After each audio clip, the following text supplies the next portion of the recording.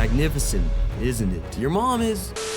I mean, this giant hippo is the final boss of Pugnacia. It oversees all the other crazy creatures in this mod, from the lightning rexes to the giant otters. And I have been unfortunate enough to spawn in on this arc with Pugnacia and a few other mods installed, where I have the next 100 days to defeat your mom. But besides defeating the giant hippo, I also want to build a Kipper army, build a huge base, and hopefully not die.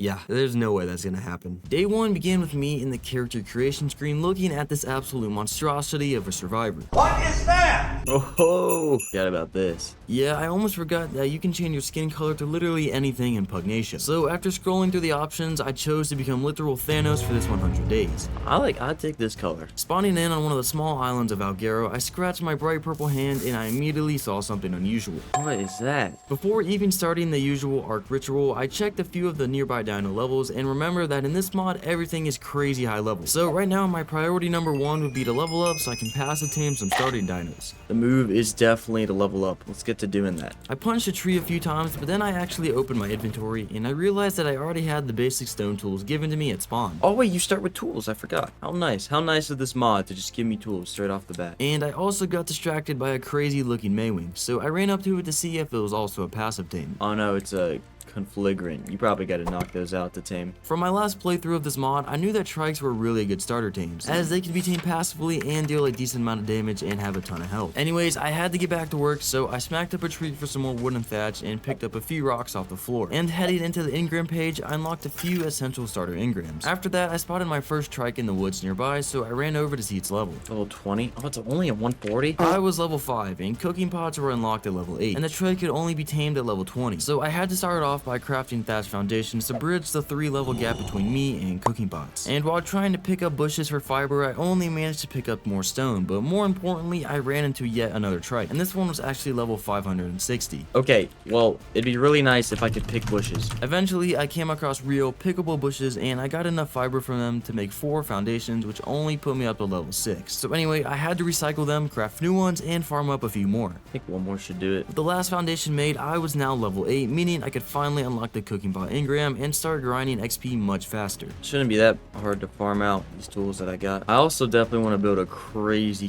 base in this 100 days. I want it to, like, you know, look good, not just be big. Sure enough, I got up to level 20 in just a couple of minutes. I then grabbed some mayho berries and went out looking for that level 560 trike again. Let's try and find that. It's red. Oh, there it is. Yeah, sticks out like a sore thumb. Feeding it for the first time made the taming bar go up by about 8%. So I need some more mayho berries if I wanted to tame this level 560. It's gonna be super valuable to get on a strong mount as soon as possible, just because everything is so unbelievably strong in this mod. That being said, I picked out a few more bushes and tracked the trike until I fed it again. You are going to be my friend. We're going to like it. And I really insisted on making this big red trike my friend, so I continued feeding it until the end of the day. And on day 2, I crafted a few pieces of the cloth armor to keep me warm while I finished up taming the trike. And I would also need to kill something for hide once it tamed so I can make the saddle for it. Anyways, after a bunch more feeds, the trike became forever loyal to me. Sweet. And I named it a very fitting name as well. Red Berry. With Red Berry now tamed, it was time to get him saddled up. So I whistled him to follow me, and I ran around the island looking for some easy hide. Oh my god, you scared me. And soon, I came across a couple of parasaurs. The first one was a level 840, which was either max level or close to max at least. So I checked out the other parasaur, as I have 0 chance of actually killing that. Oh, 84? Hit him! Just like that, I had my first few bits of hide secured. And I checked to see the saddle crafting requirements, and I was only missing fiber now, so I grabbed that from a local bush, and then finally crafted the trike saddle. And after picking up a few more bushes, I headed into the engram page, and I unlocked the hide set of armor. I then made the hat and gloves before I ran out of hide, though. More hide, okay. Well, that's not hard now that I've got a mount. I ran up to the stego to see its level, and I saw that it was only a level 308, so I went for it. Screw it. The f*** you say to me, you little s***? I took a few hits initially, but then I started knocking it back further and further with each strike, so it couldn't even hit me. And once it collapsed dead to the floor, I whipped out my hatchet and got to whacking away at its corpse or hide. Oh yeah, that's hide. A lot of hide. And just like that, I made the rest of the hide armor. Sweet. Okay, hide set and a mount. Not bad for day 2. And some more hide was waiting for me at the edge of the island in the form of a level 308 parasaur. So of course, I chased it down and killed it before swimming over to the other little island. Can't these farm stone? Oh yeah, they can farm stone. Crazy. I ran over to the other side of the island for where I could see more of the map. Okay. Oh yeah, okay. I know the White Chalk Hills. Honestly, that's kind of where I want to build my base. But before going out there, I wanted to stick around this area and get a few more tames going, as well as some better gear, as a chalk Rock Hills area was definitely more dangerous than this area. With that in mind though, I once again looked through the engrams page, and I unlocked any of the necessary engrams that I would need to progress. Alright, I'm gonna set up my temporary base right here. I also noticed a Pteranodon that was stuck inside a rock. Well, 812 stuck like this, and I can passive tame it? Don't go anywhere, buddy. Do not go anywhere. I placed down the thatch foundations that I had on me, and I looked into getting a refining forge. And I was only missing some stone, so I whacked up a nearby rock and made 3 forges because I'm a baller like that. Anyways, I also made a couple of campfires to get some food cooking, but to light them, I would actually need to farm the wood. This beautiful map hates to see me coming, dude. I am destroying everything in sight. Alright, now with the campfires and forges filled with a bit of wood, it was time to actually get metal for the forges to smelt. Alright, now let's go find metal. I didn't really know a good spot to farm metal yet, but the mountains seemed like my best bet, so I wanted to start looking around there, so I swam over to the mainland and I ran up to the closest hill overlooking the redwoods. Oh, there's metal right there. And crystal. Sweet. Awesome spyglass time. But on my way over, I actually got assaulted by a group of terror birds. If only they knew the raw power of red berry. Y'all don't stand a chance against red berry. Eat it, dude. Alright, now with those taken care of, I harvested up their corpse for free hide, and I finally ran over to the metal. This metal looks weird. And I also gathered up a little bit of crystal before realizing that I had the Pugnacia Dino guide in my inventory. And it was a pretty straightforward guide on how to tame in this mod. And I could actually search up any dino in each category to see how you actually tame them and what they could do. And it would also show me how many wild and tame dinos were currently on the map of whatever dino that I was actually looking up at the time. The only thing missing though was the actual coordinates of the dino that I was looking for. On my way back to base, I discovered a new ability that my trike had. Oh, dude, the trike can jump. This mod is basically just Ark, but everything's on crack and cocaine and like 13 monsters. That's a good way to describe Pugnacia. Anyhow, back in my outpost, the Pteranodon was still stuck in the rock. So knowing that he's not going anywhere, I split the metal into my forges and I waited for them to finish smelting. On day 3, I decided to spice up my base a bit, if we can call whatever this is a base. Harvesting is so easy in this mod. There's no point to be living on 5 thatch foundations. Sure enough, the trike was absolutely goated at farming basically anything. I ran through a few rocks which gave me a ton of stone, and after smacking up a few trees, I unlocked and crafted the stone double door, and I made some windows, walls, and ceilings of course. And now with all that finished crafting, I ran around hitting trees for thatch. And lastly, I made 5 stone foundations and I got to constructing my crib. I'm gonna move these forges. Since I couldn't pick them up, I had to demolish them, but that wasn't much of a problem as getting resources wasn't going to be an issue in this mod. Anyhow, I placed down the walls and windows that I had and I went out to farm the last few structures. I covered all my windows with the shutters, placed down the walls and the ceilings. I then went back outside to place down the railings as well. And with the help of my trike, I was able to jump up onto my roof and place down the railings. Let's do some work in here, like getting a smithy up and then some metal tools and all that stuff. Where do I want to place this? I think right here is good. With the smithy placed, I now want to make metal tools. These stone ones that you spawn in with are cool and all, but the metal ones will be way better. Whoa, nearly smashed my red magic phone there. That was way too close. You know, I've actually been looking for this. I haven't seen it in a few days. Actually, you know what? Let me tell you about my red magic phone while I make my tools here. This is my Red Magic 10 Pro in particular, a phone specifically designed for gaming on the go. 1 second. Awesome, this pickaxe will be perfect, and it kinda even matches my phone. The Red Magic 10 Pro is powered by the Snapdragon 8 Elite processor, while also boasting 16GB of RAM and 512GB of storage. So if they ever release Ark Mobile, the Red Magic 10 Pro will be able to handle it with ease. Okay, let me put my hatchet together now. I almost forgot to mention that the Red Magic 10 Pro features an 144Hz screen. That's simply insane. And the borderless design is sleek and stylish just like my base. Okay, yeah, maybe the phone looks a little better than my base. Who am I kidding, it looks a lot better. Alright, the last tool I need to craft is an awesome spyglass. And as I gathered the crystal earlier, boom, spyglass. That is awesome. Lastly, the Red Magic 10 Pro features a top-of-the-line cooling system with an actual RGB fan, as well as industry-leading audio quality. I would be lying if I said I hadn't been caught playing on my Red Magic phone while in school. What I'm trying to say is don't play on this phone in school, kids. Your teacher might take it and start playing on it themselves.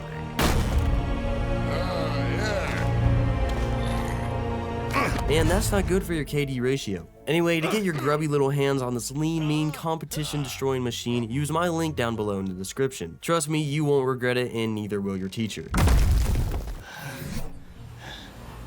I was about to craft a mortar and pestle, but then I remembered Pugnacia had its own type of tranks which didn't require narcotics to craft. So is there even a point to me making narcotics? Not really. While on the topics of tranks and taming, I was reminded of the Pteranodon literally outside my base. And now I was level 44, which was more than enough to tame it and get its saddle. So I went out looking for prime meat to actually tame it. Okay, let's go see what I can kill. I swam back over to the mainland where a level 84 Diplo was just minding its own business, looking mighty killable. And once it was dead, I got to harvesting the prime meat from its body, and I actually got a decent amount of it. So I returned back to the Pteranodon. Grab the prime meat, 16, more than enough, surely. Okay. Hello, sir. One feed put it at 24% taming, so I wouldn't have to worry about any more taming food. Oh, it's taming really quick as well. And 3 to 4 feeds later, the Pteranodon was tamed and I named it. Yeah, I gotta go with the classic, man. Flappy. Now that Flappy was mine, I could harvest the rock that I was stuck in and free the poor bird. So I brought over Redberry and one-tapped the rock. I took a brief look at its stats, then headed straight back into the engram page to learn its saddle. Just kiting? Okay. I think I remember that there were some bugs back over here on the mainland. Sure enough, I spotted a jug bug trying to hide in the bushes, so of course I killed it and harvested its corpse. But I was still a bit shy of the chitin that I needed for the saddle, so I also had to put down his friend. He answered the call. He was a willing sacrifice. I then crafted the saddle and noticed 2 other jug bugs pulled up right below my trike as if they were about to throw hands with me. Whoa,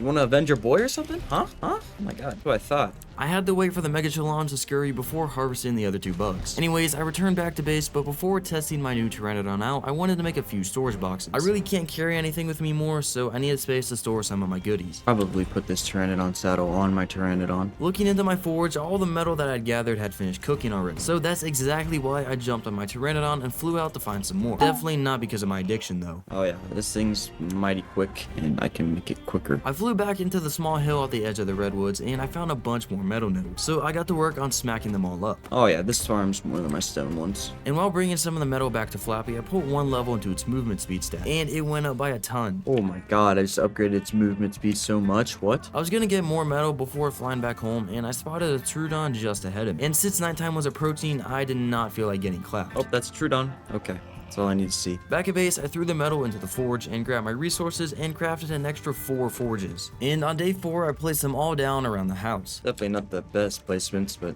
whatever. I distributed the metal evenly into all the forges and then ran out to get some wood for them as well. That should be enough. I then filled up all the forges and looked into making a flax set. But I was still a few levels short though, so instead I decided to go out on a little side quest and explore the map a bit more. Perhaps even find a good final base location where I could set up for the rest of this 100 days. My Pteranodon is very fast, so honestly this shouldn't take very long at all. The main point of interest was the chalk hills, of course. I just think they look the coolest. And I found the first contender for a base location being the small oasis type thing. Definitely a cool area, but I need something with a ton of space. The next spot was way more spacious, but it had a different drawback. Like, this has got a nice open area, but there's cliffs like above it where dinos can just drop down. And I don't want dinos just dropping down on me, especially when dinos are super strong in this mod. While looking over the third spot, I got slightly distracted by a red drop, but I wasn't actually sure if I would be able to open it yet, but I flew over to it anyway.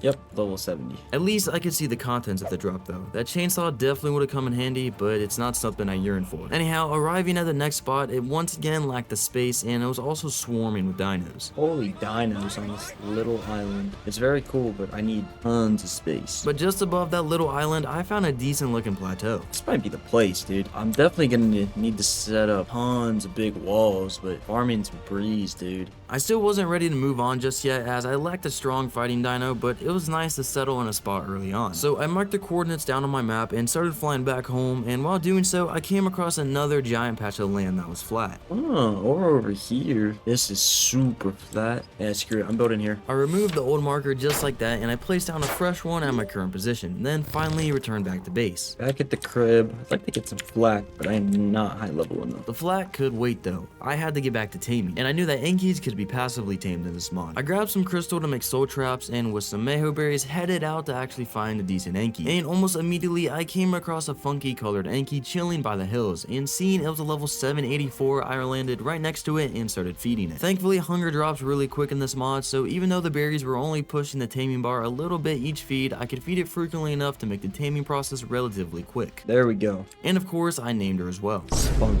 I threw Spunk into a soul trap and flew back home to craft the saddle for her. I also also needed to tame an RG to make farming metal more effective, but for that I'd actually need to make tranks. Anyways, back at the house, I unlocked the Inky saddle engram and I crafted one in the smithy. Alright, Spunk, there's your saddle. I gotta go get you an RG. But to do that, I need to look into making these trank arrows. I want to make the strong ones. That'll probably knock out an RG relatively quickly. I grabbed all the narco berries and spoiled meat I had laying around, but it was only enough to make one strong trank arrow. So I had to get back on the berry grind with red berry. And one of the strong trank arrows cost 250 narco berries, so they weren't cheap at all. Really don't know how many of these I need to make. Guess I'll just farm as much as I can. While farming, I also got a bunch of levels, and I leveled up the Trike's health all the way up to 100,000 HP. The grind continued into day 5, where I once again got approached by my ops, the jug bugs. Buggy boy's got a problem with me. Besides that, I ended up with 18 strong arrows, which should hopefully be enough to knock one RG out. One more thing though I had to farm up was the trap itself. I smacked down a few trees, grabbed some stone for my trike, and I crafted the classic RG trap consisting of one foundation, 8 double door frames, and a ceiling. If you're a regular viewer on my channel, you should all know this by heart right now. I also need to make a crossbow so I can actually shoot these arrows. Anyways, once it was crafted, I dragged the new arrows over to it and loaded it up. What do these arrows look like? Oh, they're like glow blue. That's sick.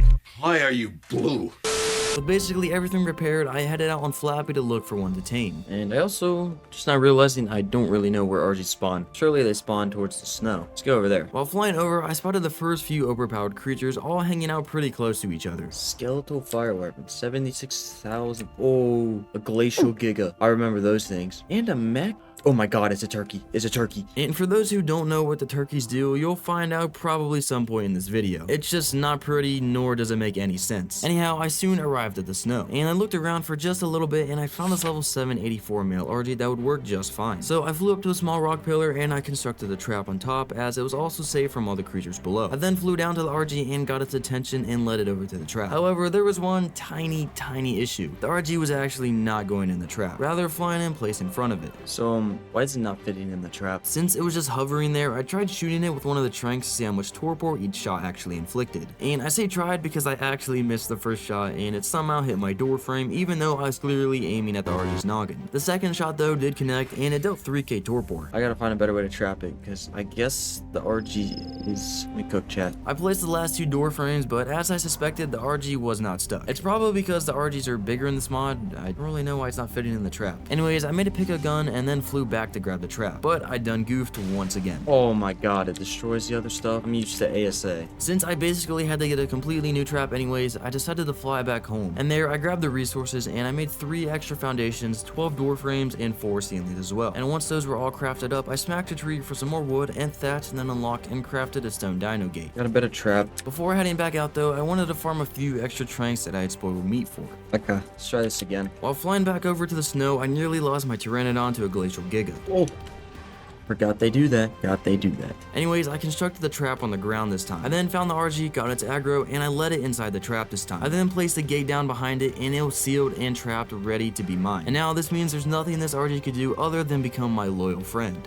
Don't do it. That being said, I started shooting the strong tranks into it on day 6, and it only took 9 more shots for the RG to go to sleep. Yeah, got that knocked out. Let's go get some prime meat for it. Thankfully, the snow is a place swarming with all sorts of dinos made out of prime meat. I just had to find one that's low level enough and easy to kill. And this 140 mammoth looked like it would be an easy kill, but my Pteranodon wasn't dishing out the highest of damage number. And the mammoth had also debuffed me, so I ditched it and instead looked for something else to kill. And I came across an old friend of mine that I didn't expect to see in this playthrough. Rudolph? Thought you were only in primal fear. Anyhow, I actually had to fly out to the snow and look elsewhere, but I eventually came across a low-level Diplo, so I clapped it and got all the prime meat that I would need. I then returned back to the snoozing RG and fed it the prime meat, and I stood over it waiting for the whole taming process, which actually took a little while. I know.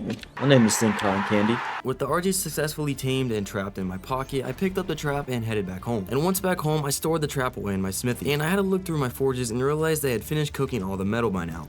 Time to farm more metal. One more thing that I had to make before farming metal was the RG saddle, of course. But looking into the engram page, I realized I was still 5 levels short of being able to actually unlock the RG saddle. How am I gonna level up 5 levels? Kill Spinos maybe? Well, I'll try that. I hopped back on Flappy and I went out looking for said Spinos around the coasts of the island. And soon enough, I actually encountered our first sailed friend. There we go. And since it was a juvenile, it didn't even fight back, so I took it down with ease. And killing that one Spino gave me more than enough levels. Oh yeah, that did the trick. It also gave my PT a ton of levels, so I put a few of them into health and stamina and then melee. I returned back to base on day 7, and I unlocked and crafted the RG saddle, but then I noticed something. How is the primal RG saddle lower level engram than the normal one? That doesn't make very much sense. Anyhow, I saddled up Cotton Candy, and I grabbed Spunk for this first metal run to help me feed my to help me progress. So I spotted a bunch of metal nodes chilling on the hill, so I dropped down Spunk and I got to work. And the increased metal gather rate was definitely getting to my brain. Why is it biting it? Hey, that's weird. Whatever. Remember those Trudons from earlier that I avoided? Oh,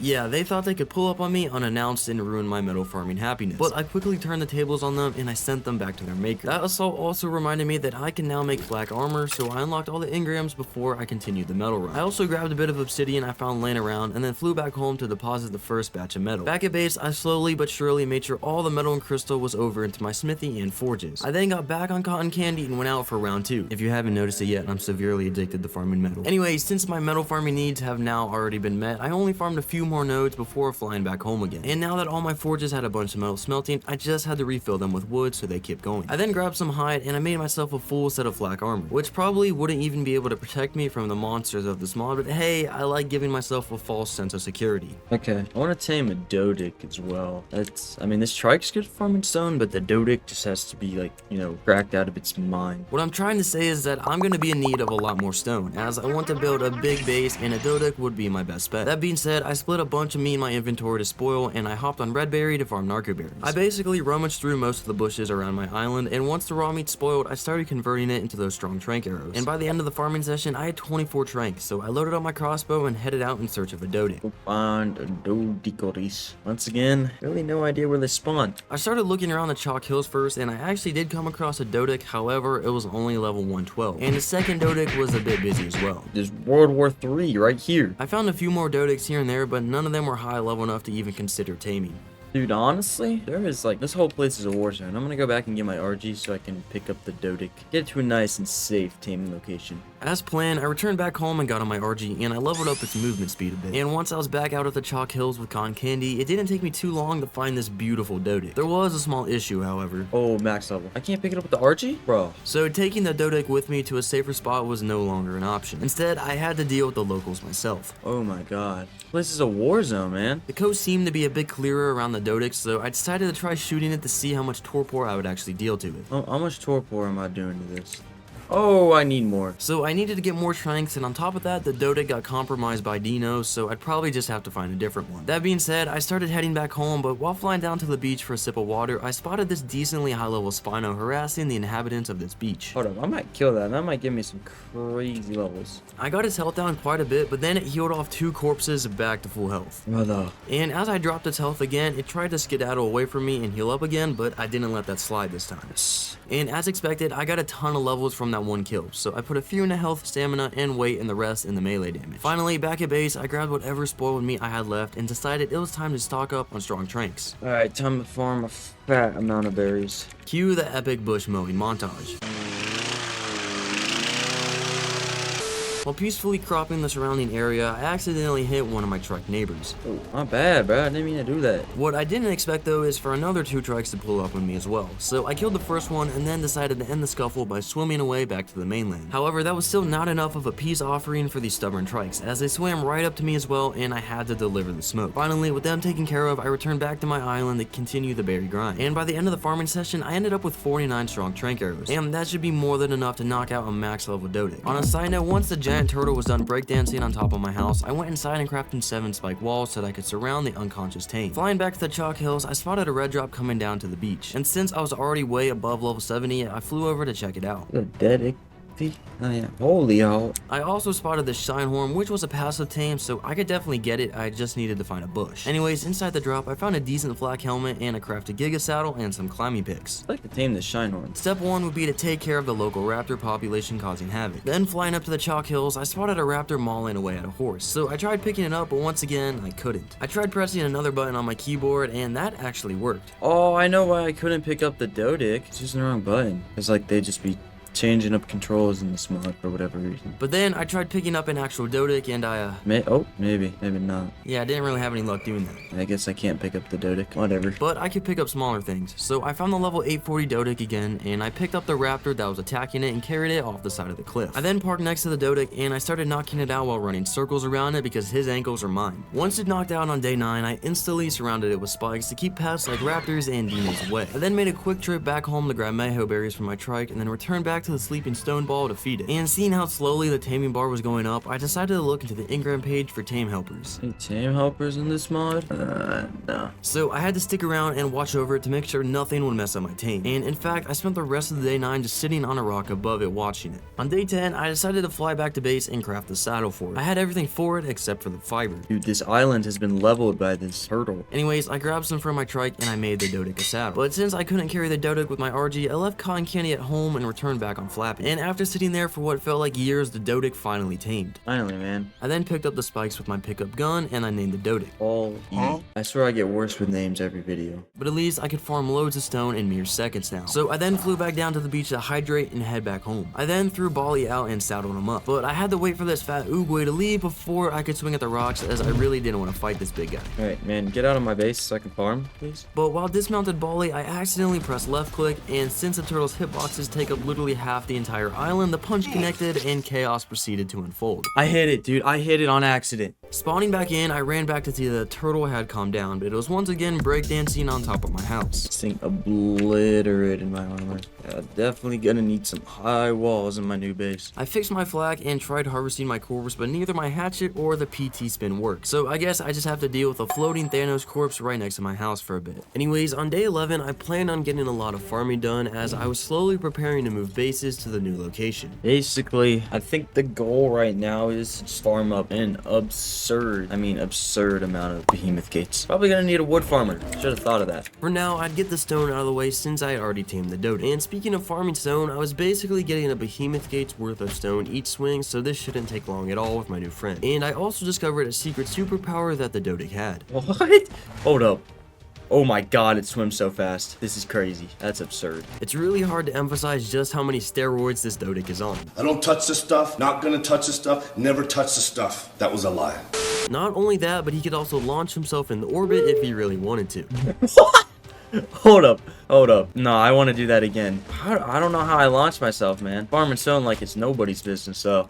Can't lie, I did get slightly distracted trying to replicate that jump again, but I really wasn't successful at it. And once I was done, I rolled back to base with roughly 50,000 stone. Now, I just had to figure out the wood side of things. Actually, I do need to tame a wood farmer. A bet a Theory's crazy at farming wood. I repaired my crossbow and grabbed my trap, but I would still have to farm up trank arrows to actually knock a high-level Theory out. So I got on Redberry, and I began mowing down the bushes around my island. And while doing so, I may have also caused some slight beef with the oversized turtle again. Oh my god, I did it again. Let me go! It was a mistake, man. Stuff happens. It's not that deep. But you were in me. Huh? Pause. Thankfully, it calmed down and I could return to my berry farm. And by the end of the run, I was left with 47 strong tranks in total, so I hopped on Flappy and headed out to find a decent level Theory. Once again, no idea where anything really spawns in this map. I usually spawn in wooded areas. I'll look around here. But I soon turned back to fly back home as I wanted to see if I can make my life a bit easier. Dude, I swear this Pugnacia thing. I swear I remember that it can let you see creature locations. I pulled out the Pugnacia guidebook and I searched for a Therizina. Can you really not see the locations? There's 82 on the map, but you won't show me where they are. Since locating one was not an option, I resumed the search on Flappy. These grasslands were also a literal war zone, so I flew over to the jungle part of the map and there I spotted the first Theory. Oh, yeah, okay, Theories. Only level 308, but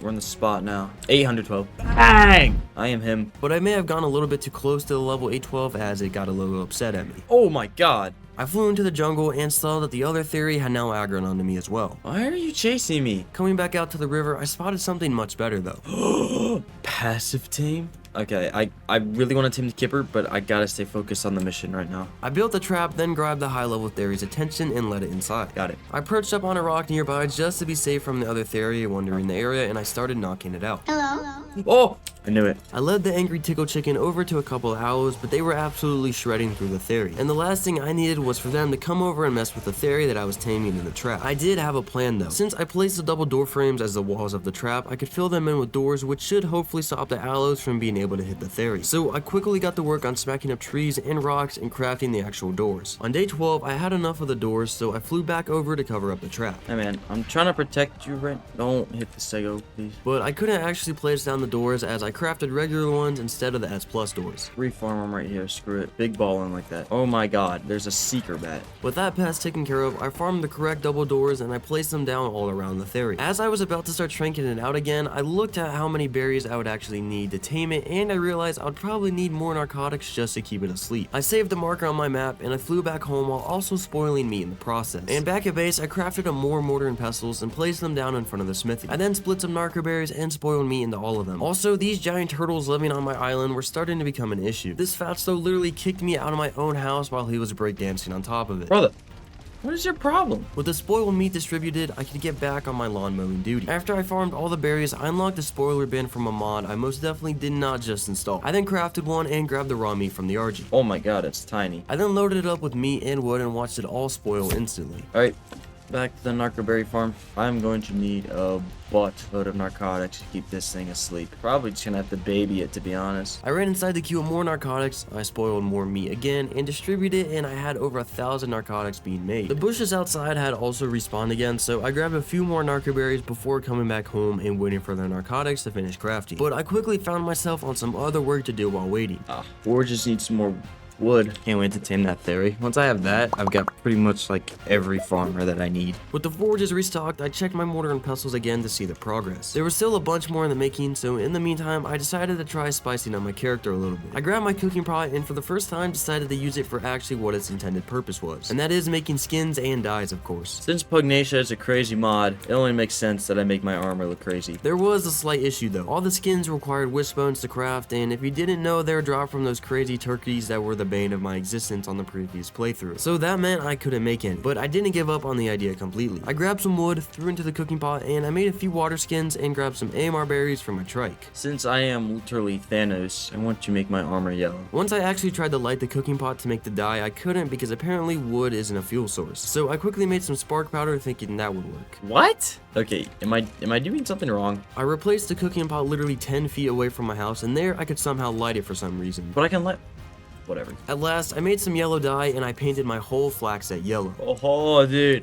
I am Thanos. Oh my god, am I dripped out. On the early morning of day 13, I decided to farm up just a few more narcoberries, and once I brought them back home, I already had over 1,000 narcotics finished crafting. So I hopped on Flappy and finally flew back out to the theory. Bro, how'd you get out? Retrapping it was as simple as flying down close to get it mad at me and then leading it right back in and placing the gate down. I then parked Flappy on the rock again and I started knocking out the big chicken. And once it was out cold, I fitted some narcotics and I flew back home to grab the Mayho berries to, actually tame it. And by the time I was back, the torpor drained a little bit, meaning I would definitely have to stick around and babysit this theory. And seeing how slow it was actually taming didn't help at all. Oh my god. I'm literally just gonna have to sit here and baby this thing, man. It was a good thing I was around though. After a little bit of babysitting, a scorpion pulled up to cause trouble. And get out of here. I'm my theory. I also flew up to the lake to see if that beautiful red kipper was still around. And eventually I found him. Not near the lake, instead he was taking a stroll in the jungle behind me. There it is. The taming process was the same as a vanilla otter. Just kill and drag a fish to feed it. I could get a fish from the lake, however there was a hippo and these giant leeches in there, so I don't feel that safe jumping in. Oh.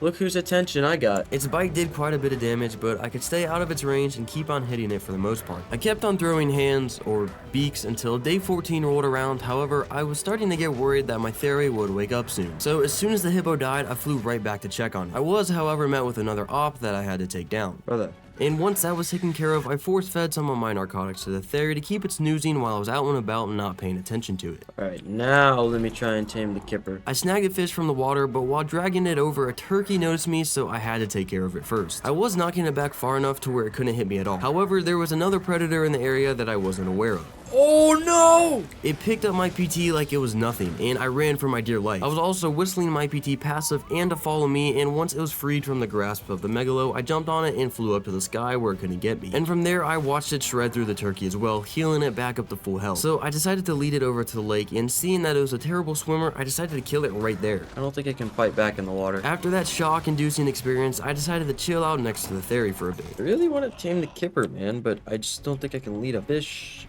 dead fish that far. But it was all for Kipper, so I had to try. I pulled off a pro gamer move by doing a PT spin right before dismounting, which clapped a random salmon in the water. Crazy. Thus began the mission, drag dead fish over to Kipper. I killed a dilo that could cause any problems, then grabbed the fish again, and I slowly brought it over to Kipper. Come here, Kipper. You will be mine. Oh no, I need one more. I got back on Flappy and killed another salmon, and while dragging it back over to Kipper, I saw something truly disturbing. Did I just witness a Quetzal barrel roll? Anyhow, I fed the fish to the otter and secured the tame. Yes. Woohoo! Got me a Kipper. I then brought Kipper back over to the sleeping theory and gave it a name. Raspberry Kipper. I of course threw him right into my soul trap to keep him safe. But then I noticed a beaver dam in a rather weird spot, so I flew over to check it out. Brother, that is not... Oh, that's my Pteranodon inventory. Since the theory wasn't losing torpor as fast as I had anticipated, I decided to return back home, where I then cleared out my inventory from any unnecessary junk and I refueled my forges. I also grabbed more narcotics that I had finished crafting by now. And I almost started flying back to the theory when I remembered that I still had Kipper on me. Oh, wait, shoot. I should throw Kipper out at base. With Kipper out and safe at home, I returned back to the theory and I fed him more narcotics. 43%. I'm just gonna tame this better. I need to make kibble. There is no way I could get exceptional kibble made while this tame though, so in the meantime, I looked into making a saddle for it. I then flew back to base, crafted one up, and I also repaired my armor before heading back to watch over the theory. And I arrived at the trap as night took over the sky, and there was a wild velo waiting for me there. So of course, I sent it back to the lobby. I spent the morning of day 15 looking over the sleeping theory, but after a while, I decided to feed it a bunch of narcotics and go back home to gather up a ton of thatch. I also found out that I could get sap from these tree trunks. Sap. But while farming thatch by hand, I remembered that I had a tame that could do this way more efficiently. Hey, don't I have a dino that I said was good at farming? Oh my god, get off my island. Why you bully me? It was my bally boy Doty. I transferred all the stone from his inventory over to my smithy and then rolled out to the trees again. Oh yeah, this farm thatch mighty well. Armed with this information, I rolled around the whole island, dropping most of the trees around me, and I quickly ended up with just under 40,000 thatch. After moving all of that into my smithy, I flew back out to check on the theory again. And while I was feeding it narcotics, Flappy got attacked from behind, so I rushed back out to deal with the little troublemaker. Alright. What's your problem? After returning home back on day 16, I decided to unlock the Behemoth Gate engrams and craft as many as I could. Theory's doing fine. In the meantime, let's go place some of these gates down. Just see what we're working with. I flew back into the chalk hills to the big flat area, and carefully considering my options, I placed down all 8 of the Behemoth Gates. I'm taking over a ton of real estate. And when I say a ton, I mean a ton. So I'm gonna bring these gates like all the way around. I want this lake. I want this lake in my land too. I'm kind of not digging how I place the gates. Hold up, let me redo this. I picked up all 8 of the gates and I decided to start placing them from the other side. Having replaced all 8, I flew back out to the theory and it was just above 80% tamed, so I fed it some more narcotics. And I was about to fly back home, but then I decided to stick around and wait for it to finish taming. I might just wait the rest of the time for this to tame, because I'm really waiting on it so I can farm out gates to secure my new base location. And while waiting, I heard some noise coming from the outside of the trap, so I mounted Flappy again to investigate. Identify yourself. Raptors. Baby raptors. But those were nothing to worry about. Instead, this max level Cacolutherium wandered right into me, causing it to get mad at me. Oh my god, it just walked into me, man. And I of course didn't let this behavior slide, so I pecked it to death and returned back to the theory trap. Standing there overlooking the sleeping chicken proved to be a mistake though, as a whole Magmasaur attacked me out of nowhere. What? No! You can't do this to me. After all that waiting for the theory to tame, this guy tried to ruin it. I immediately started attacking the giant lava lizard to keep it away from the trap. Help me, Stego. Even a wild Perry joined the fight, and together we dropped the mighty beast. Oh my god. Even better, the theory somehow didn't get hit once during the brawl. I'm telling you, those doors are a lifesaver. Oh, it didn't get hit. I told you putting the doors up was a good idea. They were preying on my downfall. The art gods. And finally, after all that waiting, on day 17, the Therizino woke up and it was forever loyal to me. Yes. Finally, man. Oh my god, that took way longer than I thought it would. I picked up the trap, crowded up the theory, and I flew back home, where I then put the tickle chicken to use straight away. Alright, this thing better be hitting for some good wood harvesting. I almost forgot to give it a name, so before proceeding with the wood farm, I renamed it to Green Lantern. And Green Lantern was actually really good at harvesting wood. The bigger trees around my island gave me nearly 7,000 wood per swing, and I brought that all back into my smithy, and I crafted 15 more behemoth gates, and then flew back out to the chalk hills to place them down. And I was left with 1 gate once the layout was done. And looking at it from above, I had more than enough space to work work with. Yeah, this is a decent amount of space. I think I need 21 actual gates. With step 1 of base migration complete, I flew back home to craft the gates so I could actually seal the area off from any threats. And after all 21 gates were finished crafting, I returned back over to Chalk Hills and proceeded to fill them all in. Well, most of them. Oh, I was off by 1. And I returned back to base to make sure I didn't just grab the wrong amount of gates so I would have an excuse for my poor calculations, but... Oh my god, because I just didn't... Oh wait, no, that's an aura gate. Never mind. I lost aura.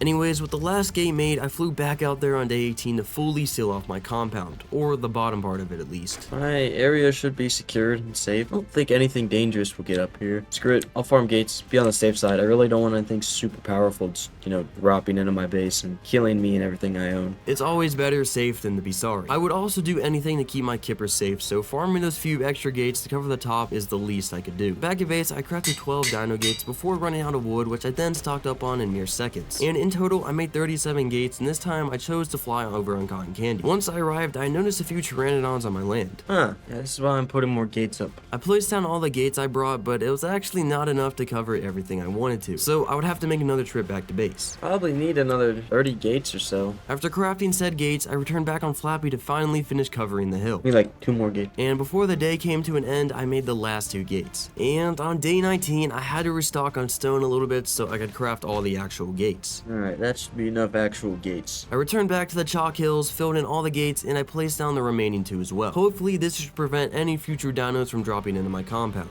Alright, well that's it. Fully surrounded, finally. There was still one aloe causing trouble inside that I had to take care of, and while fighting it, I noticed another kipper swimming around in the pond. There's another kipper. After killing the giant leeches in the water, I also noticed there was a plenty supply of piranhas. Usually I wouldn't want these annoying carnivorous fish anywhere near me, but right now I could actually turn them into kipper food, so that's exactly what I did. I used an advanced fishing technique developed in ancient China, using Flappy to hover over the water and kill the fish from a safe distance. And after 3 feeds, the second kipper was mine. Yes sir, another kipper added to the collect. Oh my god, chill out. With the interesting color combination, I really didn't have any truly fitting names ready. So after a bit of thinking, I decided to stick with Spicy Dorito Kipper. As promised in the last video, I delivered 2 kippers tamed and mine. I just had to make sure that they would actually survive all of the 100 days challenge. Anyways, while in the taming mood, I also wanted to caught this really cool looking cyan blue pteranodon. It was also a really high level, so it only made sense. I smacked a tree for some thatch, grabbed some fiber and stone, and I crafted a bowl. I then of course threw it at the BT, shot it in the head a couple times, and it was out like a light. Do I have any prime meat to tame this guy? Yes, a lot of it. Since I had the whole compound sealed off, I felt confident in leaving the pteranodon there and going back to base to start transferring over all my stuff. Alright, I'm gonna transfer all my dinos. I was also glad to be finally moving out of there, as I had enough of these giant turtles stomping all over my house and tames. Can you get off my base, please? With all my tames in my pocket, I returned back to the Chalk Hills to throw them all out in their new home. But once I actually arrived over there, an uninvited guest had spawned inside my compound.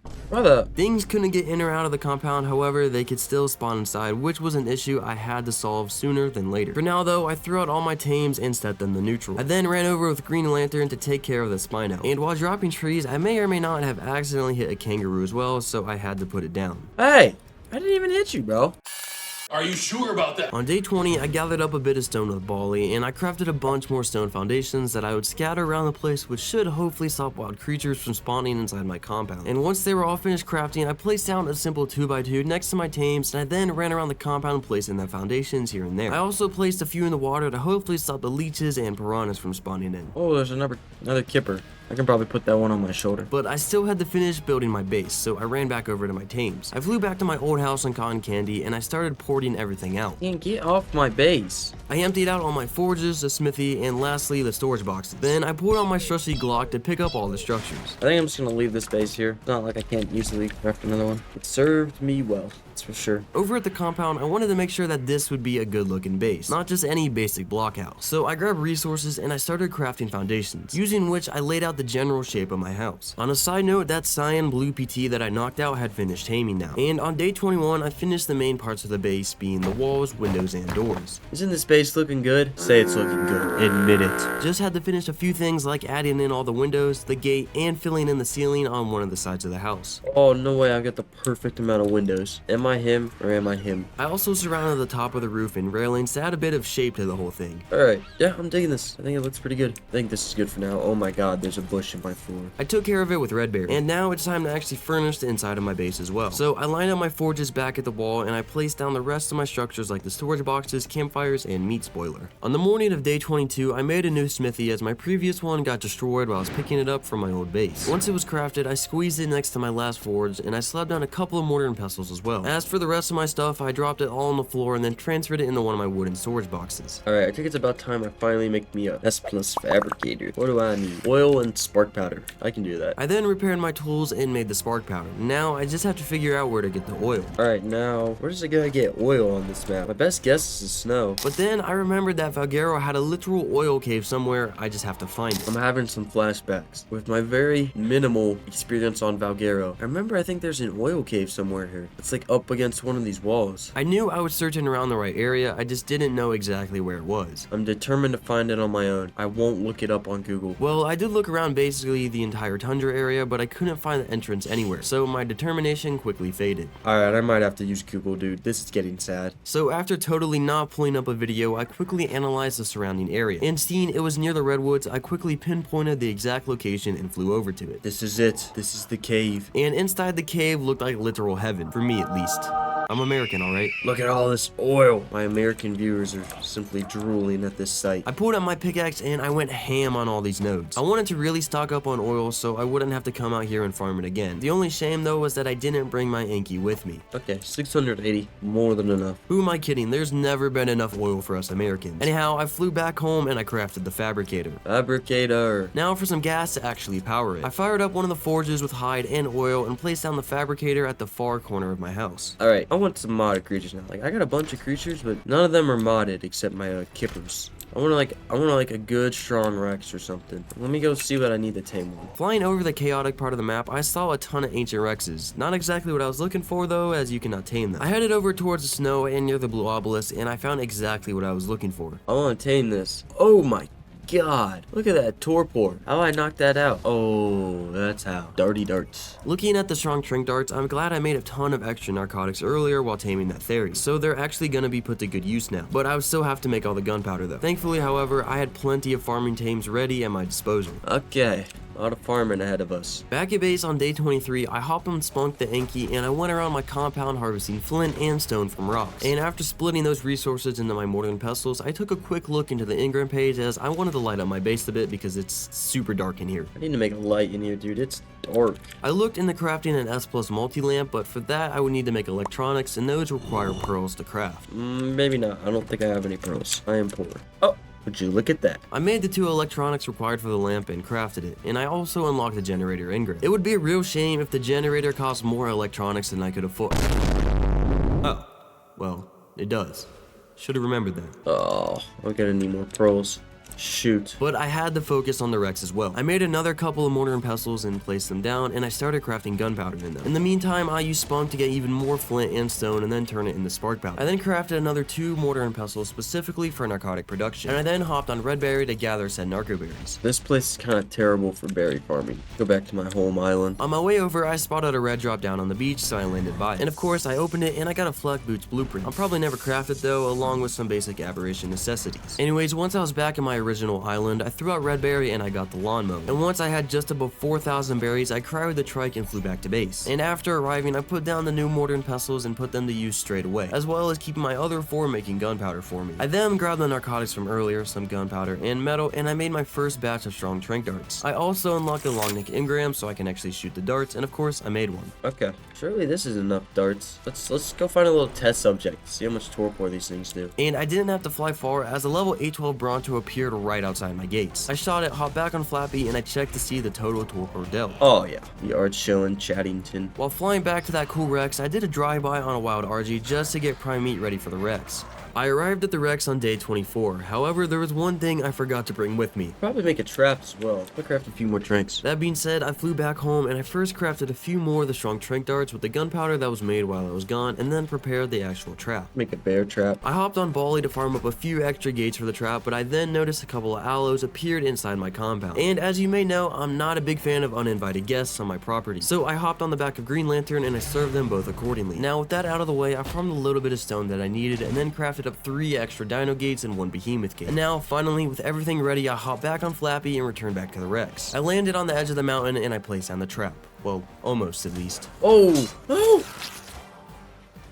Oh my god, of course it's a max level. Oh, I don't have a bed! Oh no. I always seem to forget to place down a bed in my base, but you guys know how I'm simply just him, right? This time I channeled my inner strength and I spawned in the Chalk Hills Zone 1, which put me right inside my compound. Oh my god, I spawned in my base. Okay, first things first, make a bed. I unlocked and crafted one, and then slapped it down, and I quickly flew back to the trap on cotton candy. I whistled Flappy over to me, which led all the dangerous dinos off the edge, and I then grabbed my gear. After putting Flappy away into a soul trap, I filled in the dino gates and I placed the bear trap. And while going over to grab the Rex's attention, I noticed that she had a max level sister right next to her. Hello. I tried to rizz up this beauty, but at first she looked like she had no interest in me. Instead, she wanted to pick a fight with a pack of wolves. And once it shredded through them, it straight beelined for a primal Karaku.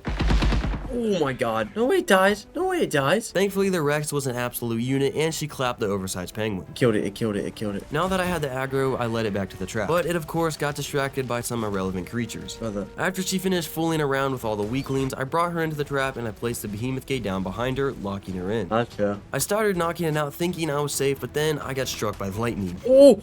They can hit me through the thing. I flew down to gather up a bit of fiber and I made 7 sleeping bags just to be safe. I then landed a little bit further away from the trap and I placed down the sleeping bags before continuing the taming process. Oh, yeah, I can only go so close before it hits me. And I had a bit of trouble hitting the Rex from this far away as I couldn't really see where my darts were going. Brother, I can't hit it. And getting closer probably meant getting hit by lightning again. But then I actually noticed that I heal super fast for some reason. Oh, I heal super quick. Okay. I can just wait till I heal and go back in for another shot since it seems to not kill me. One more thing I had to take care of was this ex-Beauty that wandered just a bit too close to my trap for my comfort. So I hopped on cotton candy and let it off the edge before going back to trank out the Rex. I was also freezing from the cold, so I made myself a high chest piece that kept me just warm enough to survive. But after a few back and forths with the Rex, it hit me with a super strong lightning attack, breaking the chest piece, so I was back to freezing. And to heal back up, I had to repair it. So I flew down to the tundra and I grabbed some fiber from a bush. I then repaired the chest piece and I made the rest of the hide set as well. It didn't last me too long though, as when I came back to shoot the Rex, this happened. Oh, not again. Are you serious? How did I survive that? I spawned back at base on day 25, but I quickly realized that I had Flappy on me when I died, so I'd have to spawn on the sleeping bags instead. I ran outside my base and jumped down to the beach where I found an Anki minding its own business. So I asked him for a little favor by punching him, and which in turn made the Anki mad and it sent me back to the respawn screen. After spawning back in on the sleeping bags, I flew down on my RG and I killed the annoying dire wolves before grabbing my stuff and repairing the hide armor. But since it was nighttime now, even though I had a full set of hide armor, I was still freezing to death, meaning I couldn't heal. So I had to wait for the sun to come out before continuing the taming process. I flew all the way back home to repair my flak in the meantime, and once the sun finally came up, I flew back on Flappy to finish taming the Rex. Seeing another pack of dire wolves had appeared, I led them all off the cliff before shooting more tranks at the Rex, and after just a few shots, it finally went to sleep. I had to get some more prime meat to actually tame it though, so I flew around the snow looking for some easy pickings to kill. My first victim was this RG that I packed up, but it didn't give me quite enough prime, so I flew over to the tundra as well, and there I found a Spino, and killing that gave me a generous amount of prime. I then returned back to the snoozing Rex and fed it. I then proceeded to wait above the trap until it finished taming. Yes, sir. My god, this thing is strong. I picked up the trap and returned back home to take her out on a test run. I made this saddle and then ran outside to kill anything that was unfortunate enough to cross my path. And even before putting any levels in, the Rex was already putting out some serious damage numbers. Whoa, that's some damage, man. And while killing a basic wild Rex, I also somehow killed a bunch of bystanders with the lightning attack. Okay, so how do I use the lightning? I'm gonna right click? Oh, it just like hits everything in the area. Dropping that Bronto hooked me up with a bunch of levels, so I leveled that all into health up to 400,000, and I dumped the rest in the melee. This thing is mighty quick, dude. And it also wasn't a bad swimmer at all. And now that I have so much power under my control, I want to try and take down some stronger dinos. Alright, I want to keep leveling this Rex up, because with this super strong Rex now, I want to try and kill those ancient Rexes, because they give instant kibble, which kind of implies it instantly tames anything, and that'll just be super useful going forward. As planned, I began hunting down creatures that looked like they could give a decent amount of XP on day 26. And I was primarily targeting Spinos, but things like this Bronto, who was unfortunate enough to get caught up in the crossfire, also wasn't off the list. With the Rex's melee above 6k now, I headed back home as I felt prepared to take off an Ancient Rex. So back at base, I crowed up my Rex and I took off on Flappy. Okay, let's go find an Ancient Rex or two to kill, or hopefully kill. They are very strong. I already had a general idea of where they could spawn, as I've seen a couple of them plenty of times flying across the map. And it didn't take me too long to find this level 28, which was apparently the max level for Ancient Dinos. There we go. I landed on the hill, threw out my Rex, and I cried up Flappy, and then ran into battle. I munched through a few carnivores before getting to the Ancient Rex, and they gave me a few extra levels to my melee. However, in that little time it took me to kill those bozos, I somehow lost sight of the Ancient Rex completely. So where'd that Rex go? And turns out I wasn't just being schizophrenic. The Rex did actually completely vanish from the face of this arc, as when I got back on Flappy to scout the area, it was nowhere to be seen. So I started looking for another Ancient Rex to kill, and it actually took me a solid minute to spot another level 28. Finally, I don't know how I lost that other one. This time I actually ran straight into combat. I was dishing out decent damage numbers, but the Ancient Rex was causing me to bleed, which quickly turned the tides of the fight. Hold up. Okay, I've got to rethink this. If I can't fight the beast head on, there's always one way to do it, to cheese it. I climbed up on top of this little hill and started biting at its head from a safe distance away. There we go. I found the strat. Just cheese it. And biting the Rex for a while just really put into perspective about how much I couldn't fight this guy head on. Thankfully though, the Ancient Rex lacked basic critical thinking skills, and it just stood in that one spot for the entirety of the fight. Dang. Easy 3 instant kills. With that little mission completed and my aura back up, I threw out Flappy again and I started looking for another Ancient Dino that I could take down. However, once I actually noticed the next Ancient, a series of flashbacks instantly hit me and I quickly changed my mind. Yeah, I don't mess with turkeys. After looking around the area for a bit more, I didn't notice any other Ancients, so I headed back home for the day. And on day 27, I wanted to get back on that Trank Dart grind, as there was another tame on the list that I was preparing to cop. Okay, I want to farm up some more Tranks now, because don't get me wrong, this Rex is really good, but I just remembered Glacial Gigas are a thing, and I remember how strong they are. First things first, the gunpowder. I already had plenty of the spark powder left over from the last grinding session, however, I was now out of charcoal. So I grabbed some wood and I fired up my forges again. And since those were running, I didn't want to let them just burn with no metal inside. So I picked up spunk with cotton candy and I flew out to the redwoods to farm just a little bit of metal. Not to satisfy my addiction, but for progress, of course. In my defense, I was also making this whole arc a better place by killing a few pegos. Let's keep it real. Nobody likes these little rascals, and less than them here, the better. Anyways, with around 13,000 metal farmed, I flew back home, and looking at my Rex, I realized I forgot one major thing. Oh, I never named this thing. So I pulled out my inner creativity and I gave it a very fitting and demure name, Ride the Lightning. Let me know if you know where that name's from.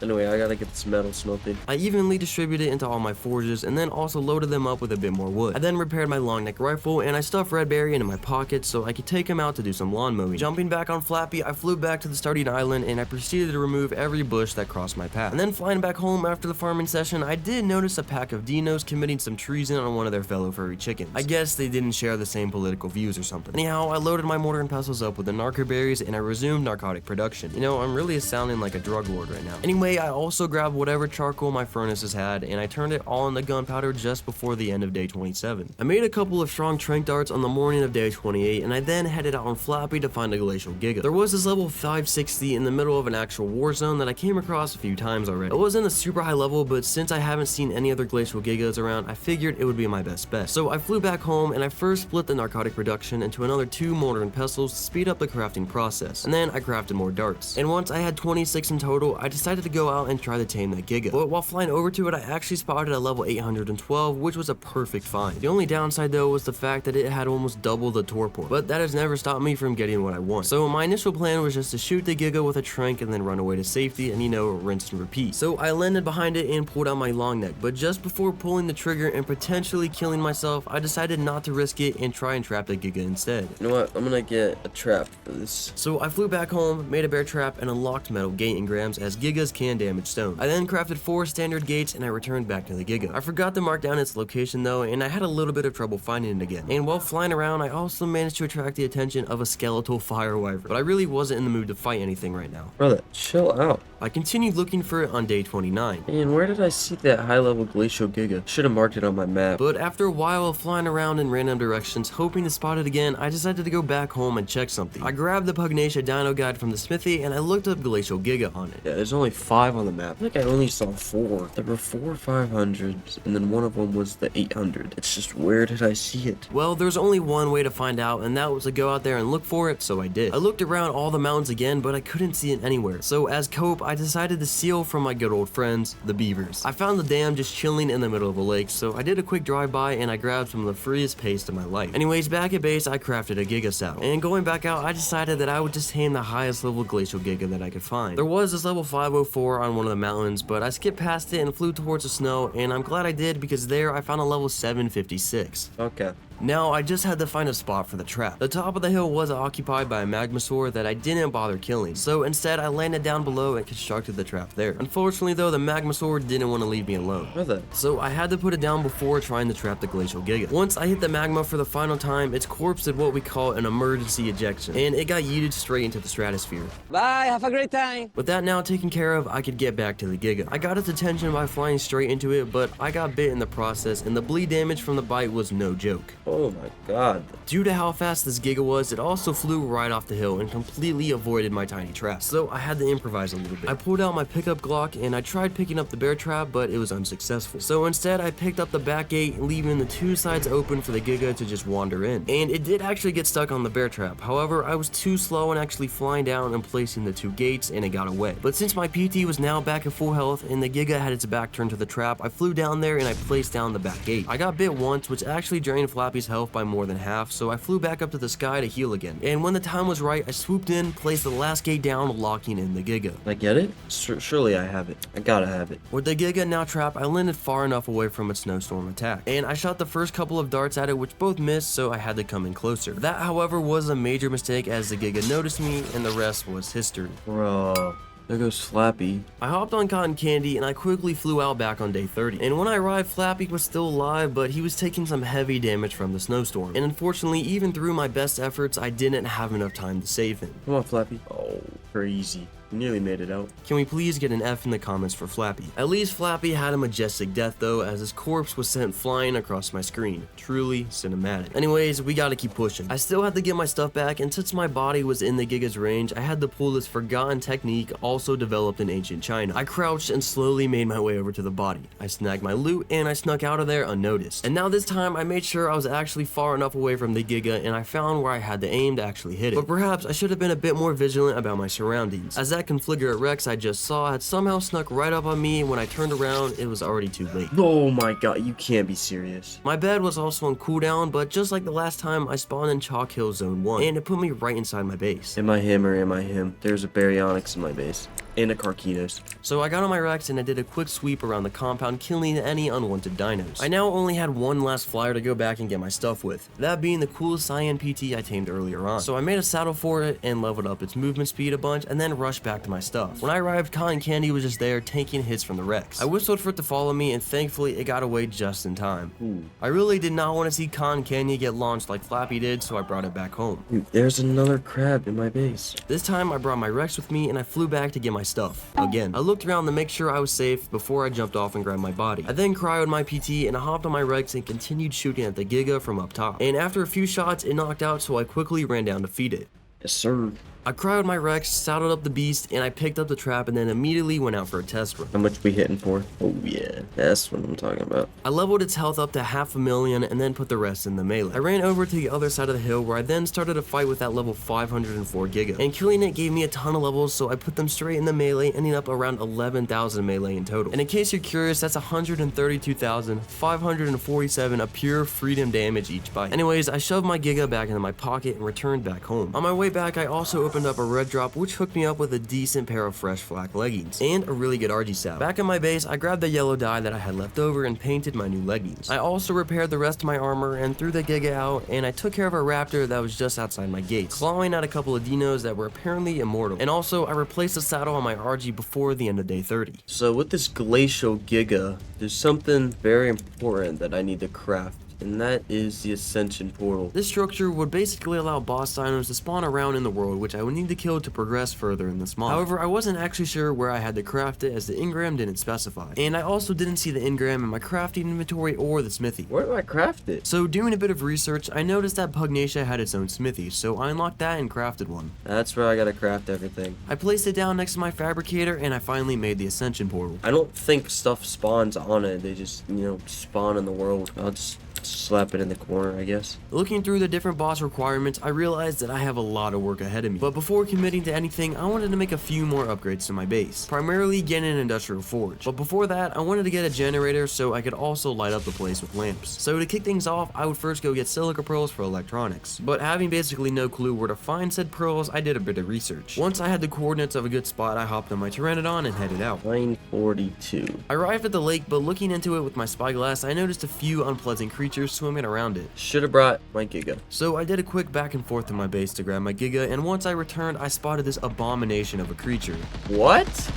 A primal Karaku with its description reading, Dubstep Pengu, has an AR and he's not afraid to use it. Unfortunately for this Dubstep Pengu though, I had a Glacial Giga, and I also wasn't afraid to use it, so I threw it out. And I proceeded to clear out the lake of literally everything living inside. Then I also clapped the penguin, which gave me primal meat and hide. Anyways, I dove into the water and I picked up all the pearls that I could find. Actually, a decent amount of pearls in this little lake. With just above 1,000 pearls, I hopped back on my Pteranodon and flew back home to craft up the electronics and the generator. I then placed it down in the middle of the house, powered it up, and I placed the lamp on the ceiling above. Okay, now forge. I was only missing cementing paste, which as we all know is a pretty easy resource to come by. I can do that. Let's go collect some taxis. I didn't find any beaver dams in the jungle, so I headed towards the snow. And there I found my first beaver dam in a slightly contested lake. And when I actually jumped off my Pteranodon to go get the dam, it decided to dip on me. No, my PT just abandoned me. All that for 61 paste. It seemed that all the beavers were a bit shy though, because I didn't see any other dams. For once, I actually had to return home and grind out a bit of paste myself, but since I already had a bunch of chitin in my storage box, I just threw it in my mortar and pestles and then converted it to paste. On day 32, I went through and learned all the upcoming boss engrams. To actually spawn one of these bosses, I gotta get a bunch of energies from the various open world bosses like the Broodmother, Manticore, and other things. Anyways, my cementing paste had also finished crafting by now, so I finally made the industrial forge. I then proceeded to move my tames out of the way, empty, and picked up my other forges, but the smithy was also in the way. So I brought in Cotton Candy inside, and I transferred all my stuff into him before finally picking the smithy up. And then boom, I placed the industrial forge down. That's honestly not bad. I went to sleep like that. My aura may have gotten lowered a little bit, but what definitely did not get lowered is my immense metal addiction. Now we in the big farm and feeding my metal farming addiction. I live for it. Since I just lost a lot of real estate inside my house, I moved my tames out of there before placing the smithy back down and making a quick plan of action. You know what I need to do? I need to beat the boss. I want a tech suit. It would just make life easier. I flew out to the green obelisk to see exactly what I had to farm in order to start a boss fight, but then I remembered something. Wait, I'm trying to remember, don't you get tech grams for killing stuff? Hold up, I gotta do more research. If you get tech grams and element from killing stuff on the map, that makes stuff a lot easier. Getting a full tech suit would really help me out a lot down the line, but that's not entirely the reason I wanted one. I need to beat Thanos. And I actually rewatched my old Pugnacia video that I recorded over a year ago now. And watching through it, I found that some of the open world bosses do actually give you tech grams when you kill them. These guys do drop tech grams. But to kill them, really hard, gonna need a lot of stuff. Especially Glacial Gigas. I want imprinted Glacial Gigas. A lot of them. So I need to tame more. So I need a high level male now. But before going out there to tame another Glacial Giga, I remembered that I wanted to craft something earlier on in these 100 days, being the upgrade station. I made the 10 electronics required, and then I brought my RG inside to transfer all the resources into the fabricator. And once the electronics had finished crafting, I made the upgrade station. Now, brief explanation on how this thing works for those of you who don't know. You grab whatever tool, saddle, whatever that you want to upgrade, and then you bring it to the upgrade station once you place it down, throw it on in there, and you're going to click on it, attempt upgrade, and then it shows you what resources you need to upgrade it. So you just grab those resources. It's always going to be the same resources that you used to originally craft it. Since I was upgrading a Giga saddle, I grabbed hide, fiber, and some metal, and then clicked the upgrade button, which made the primitive saddle go up a tier to ramshackle. Can I try it again? I need more fiber. Okay, good thing I have Green Lantern. He's a god at farming fiber. That being said, I began 3033 with a bit of lawn mowing duty outside my compound. Okay, plenty of fiber. With the resources I had, I was able to upgrade the saddle all the way to Journeyman with 147 armor points. Definitely a lot better saddle though, that's for sure. I also picked up my Giga so that I could keep keep him on me in case I got into a dire situation. You know what I need to do before I do any of this? I'm sorry, I'm all over the place. I need to tame more flyers. This is my last Pteranodon. That's what I need to do. I need to tame a bunch of females. Before going back out to tame them, I made myself a soul gun to make trapping dinos easier. I then picked up Redberry, and I first stopped by my starting island to farm up and craft a bunch more strong trank arrows. Yeah, arrows were my plan at the time, but I somehow completely forgot that I already had a long neck with darts. And once I was actually back out at the island, I was reintroduced to someone I really didn't want to see. Man, get out of here. I don't have to take this abuse anymore from you. Back to the lobby, buddy. After my little crash out, I actually got to farming, but I quickly realized that, you know, I didn't need to make arrows. Oh my god, why am I making strong tranks when I'm making strong tranks when darts are so much better? I packed up and returned back home, where I then made gunpowder and narcotics. I also turned raw meat into spoiled meat, and then I flew back out to the island to farm narco berries again. But while peacefully mowing the grass, I noticed that the first boss health bar had appeared in the distance, meaning the ascension portal was indeed working. What is that? Purveyor of nightmares? What? After finishing my little berry farming session, I decided to fly over and check out the boss. But once I was actually over there and I saw its health bar, my excitement for fighting the bosses quickly faded. 130.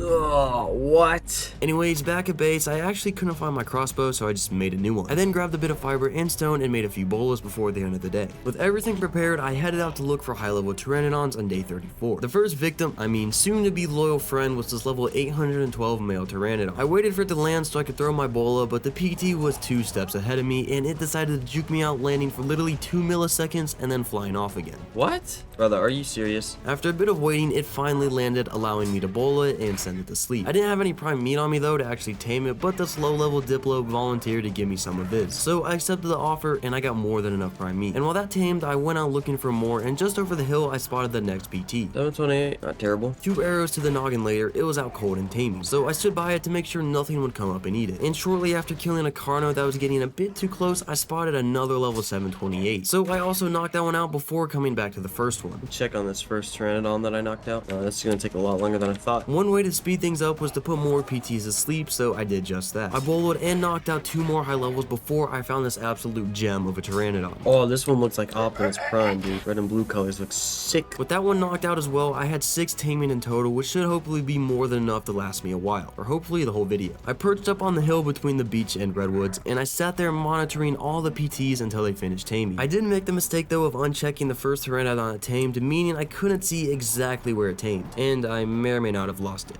On day 35, I went around picking up all the Pteranodons, except the first one. I don't know where the 6th Pteranodon is. That's not a big deal. I waited over the last one until it also woke up and it was tamed, and this Pteranodon was special to me, so of course I had to name it. I gotta do it. Optimus Prime. Back at base, I was greeted by a few ops that spawned inside my compound somehow. Brother, you are not allowed to be in here. Almost pulled out my Glock on him. With the threat neutralized, I threw out all my Pteranodons in a line, and I grabbed all the narcotics that I crafted so I could turn them into trank darts. And while looking through my stuff, I overheard something outside my house, so I ran out to see that my PTs were getting attacked by baryonyx. Whoa, gang, what's going on? Oh my god. Anyways, I returned back to the starting island once again, as I basically used up all my narcotics for the darts. And another giant turtle had the audacity to spawn on this island while I was minding my own business. Nope. It's on site. It's on site with these things. That should teach him a lesson to never breakdance on top of my house again. Back at base, I queued up the next batch of narcotics, and I crafted 2 more strong tranks, putting me up to 27 in total. The mortar and pestles were pretty good, but I think it's about time we get an upgrade. I made the electronics, but I still had to get more polymer. And while looking through my stuff, my tams got attacked once again. What? What's going on? Oh my god, Spino. Speaking of polymer, there was a crab chilling in my river. So I killed it, but I already had enough of wild things spawning inside my compound every time I come back from a trip. So I decided to spend a little time further on spamming out the area. I made a bunch of foundations and swam around the whole pond, placing them everywhere to make sure these Spinos wouldn't be able to spawn anymore. Or shouldn't be able to spawn. Alright, hopefully that stops spawns. On day 36, I wanted to make a chemistry bench to speed up the production, but I was still missing a bit of pace now. So I grabbed some stone from Bali and I made some. Okay, should be everything I need for a chemistry bench. This slap it right there. I immediately put it to good use by making narcotics in it, and I crafted more strong trank darts with them. You know what I need to do? I need to upgrade this long neck. It'll do more work. But I first had to farm some wood, so I hopped on Green Lantern and I dropped a couple of trees inside my compound. And once I brought that back to the upgrade station, I also grabbed a bit of metal and I upgraded the long neck. I actually upgraded it all the way up to Mastercraft, putting its damage just above 400%. Yeah, that's more than good enough for me. Now that I had everything ready for taming again, I picked up my Glacial Giga Giga and I headed out to look for that high level male. What? Dog. That thing is right under my base. That is not good. And that Kraken wasn't the only boss I came across either. What the? Mothra? Are you serious? One thing I forgot to bring with me though was the Pugnacia guide, so I quickly flew back home to get it. Well, there's 4 on the map. The first Glacial Giga I encountered was a male, but it was only a level 476. So to make finding new Gigas easier, I ended its career. It's harsh, but it had to be done. I then wandered around on my Giga for a bit, and I found this defense unit straight chilling here, and thinking it would give me electronics, I killed it, but I only got some element dust and angler gel. But hopping off my Giga, I almost got a heart attack.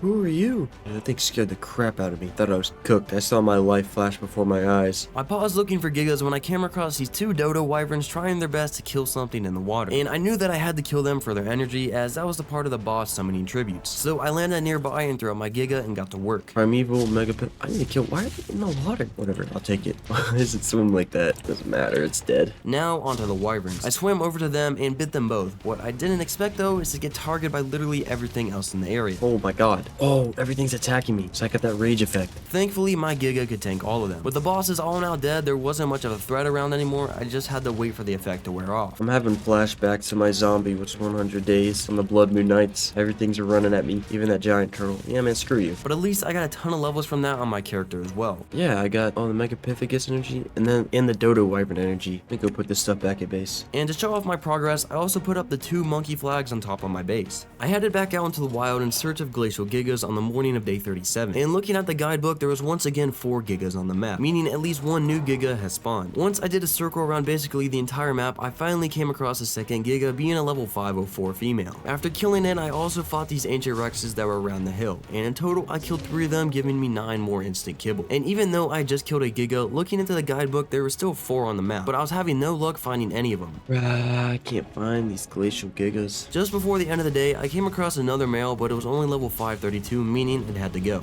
The search continued on to day 38, and after just a bit of flying around, the art gods felt bad for me and decided to bless me with this max level male. So I placed down my trap, flew over to the Giga, and aggroed it and brought it over to the trap. It did get slightly distracted by creatures around, making it go behind my trap. But using the terrain to my advantage, I placed the last gate down in front of it, making it stuck between my trap and the hill behind it. It might be stuck right there. So I landed on the other hill to be safe from its snowstorm attack, and I started shooting it. Dude, this long neck is so much better now that it's upgraded. 62k torp a shot? Ugh. With the Giga asleep, I landed next to it and fed it the instant kibble. With that, it tamed and I pulled out my Glock, picked up the trap, and returned back home to breed the 2. I want to craft an egg incubator. That'd make my life a lot easier. After the first egg drop, I brought it into my smithy, and I looked into making said egg incubator. Okay, I'm gonna need more pearls, some polymer and pastes. It's all doable. I headed back out to that small lake in the snow to get the silica pearls, but I forgot something. I didn't bring my Giga. A quick back and forth a base later, I had my Giga out, so I jumped in there to clean out the area of any unwanted creatures. And jumping into the water, I was greeted by a giant beaver dam, so of course I grabbed the overdue tax payment and I got to picking up the pearls. On day 39, I made my way over to another lake where I grabbed the rest of the pearls and I headed back to base. While the electronics crafted, I headed out to look for more polymer, which I soon found in the form of a crab on one of the lakes in the chalk hills. Running back home, I was once again greeted by uninvited guests, casually committing burglary. What the? How is stuff still spawning here? Anyways, I waited for all the electronics to finish crafting and then made the incubator. Okay, egg incubator. Okay, and then I also need to make a hatching platform now. For that, I had to stock up on a few key resources like wood and stone, so after that I was done and crafted a whole 50 foundations. They all finished crafting in the early morning of day 40. Yeah, I think I'll just put the hatching platform next to my base. After placing down all the foundations, I grabbed my freshly made incubator and slapped it down in the middle, followed by incubating the first Glacial Giga egg, of course. And once the timer was up, I hatched the egg and a new baby Giga was born. Hello, welcome into the world. Alright, I think I'm just gonna spend the day raising this one, see how the stats come out. Once it grew into a juvenile, I whistled it off the platform and I waited for the imprint timer. And this wild moth was also curious to see how my baby was doing. Hey, get out of here. Luckily, the Giga only requested a Mayho berry, so I fed it and had myself the first fully imprinted Glacial Giga. Yes, sir. The babysitting would end on day 41 when I realized just how slowly this Giga was actually growing. Alright, this thing's gonna take forever to grow up. Instead, I decided to craft up an industrial grill to make cooking up meat way faster. I don't need this light now that I got the forge going. I ran outside and saw another Giga egg had been laid, so I picked it up and then stopped them breeding for the time being. That also reminded me that I should probably make a fridge to store my food items away, so I unlocked the engram and crafted one. Kind of running low on metal again. I think I'll do a metal run. I slapped on the fridge and stored the Giga Egg away. I then went out to the Redwoods Hill to farm the metal with spunk and cotton candy. And while flying around looking for more nodes to farm, I stumbled into one of these things I would have to kill. Whoa, Phoenix. I think I need to kill that. And of course, I don't have my Giga on me. I need to start keeping that, man. Anyhow, after satisfying my metal farming addiction by gathering nearly 20,000 metal, I flew back home. I then proceeded to load up the Indie Forge and I repaired my Thanos armor. Looking at the growing Giga, it was still far from being an adult, and honestly, I couldn't wait to try it out. Oh, it's taking forever. I just want to take it on a test drive. Instead, I decided to look around into making another piece of crafting equipment that I would need later on. I know I'm gonna need this crafting station in the future. Might as well craft now. However, I was apparently out of stone, so I quickly fixed that by smashing a rock with Bali. I placed the crafting station down next to my chemistry bench. Then I grabbed one of my Gigas as I wanted to go back to the Redwoods and kill that Phoenix I saw while farming metal. I may have not marked it down on my map, but I had a general idea of where it was, so after searching around the mountains a little, I found it again. I then threw out my Giga and ran at the flaming bird. What I didn't expect though is for my character to get set on fire. Oh, I'm on fire. And those 10 seconds of burning were almost the end of me. Before leaving on day 42, I also took down this ancient Rex, which gave me some fresh new kicks. New flak? Back at base, I once again threw out my Giga and enabled them to breed as I was getting ready to raise my Glacial Giga army. Yeah, I'm gonna raise up a bunch of Glacial Gigas now. I grabbed the freshly produced egg as well as the one on my fridge, and while waiting for them to incubate, my first imprinted Giga actually turned into an adult. Finally. I waited for one more to drop before going out to test out my new beast. I think it's time for a little imprinted Glacial Giga test run. I pressed play on the Doom music track and I ran out to cause a genocide on the various Chalk Hill inhabitants. Oh yeah, this thing is strong.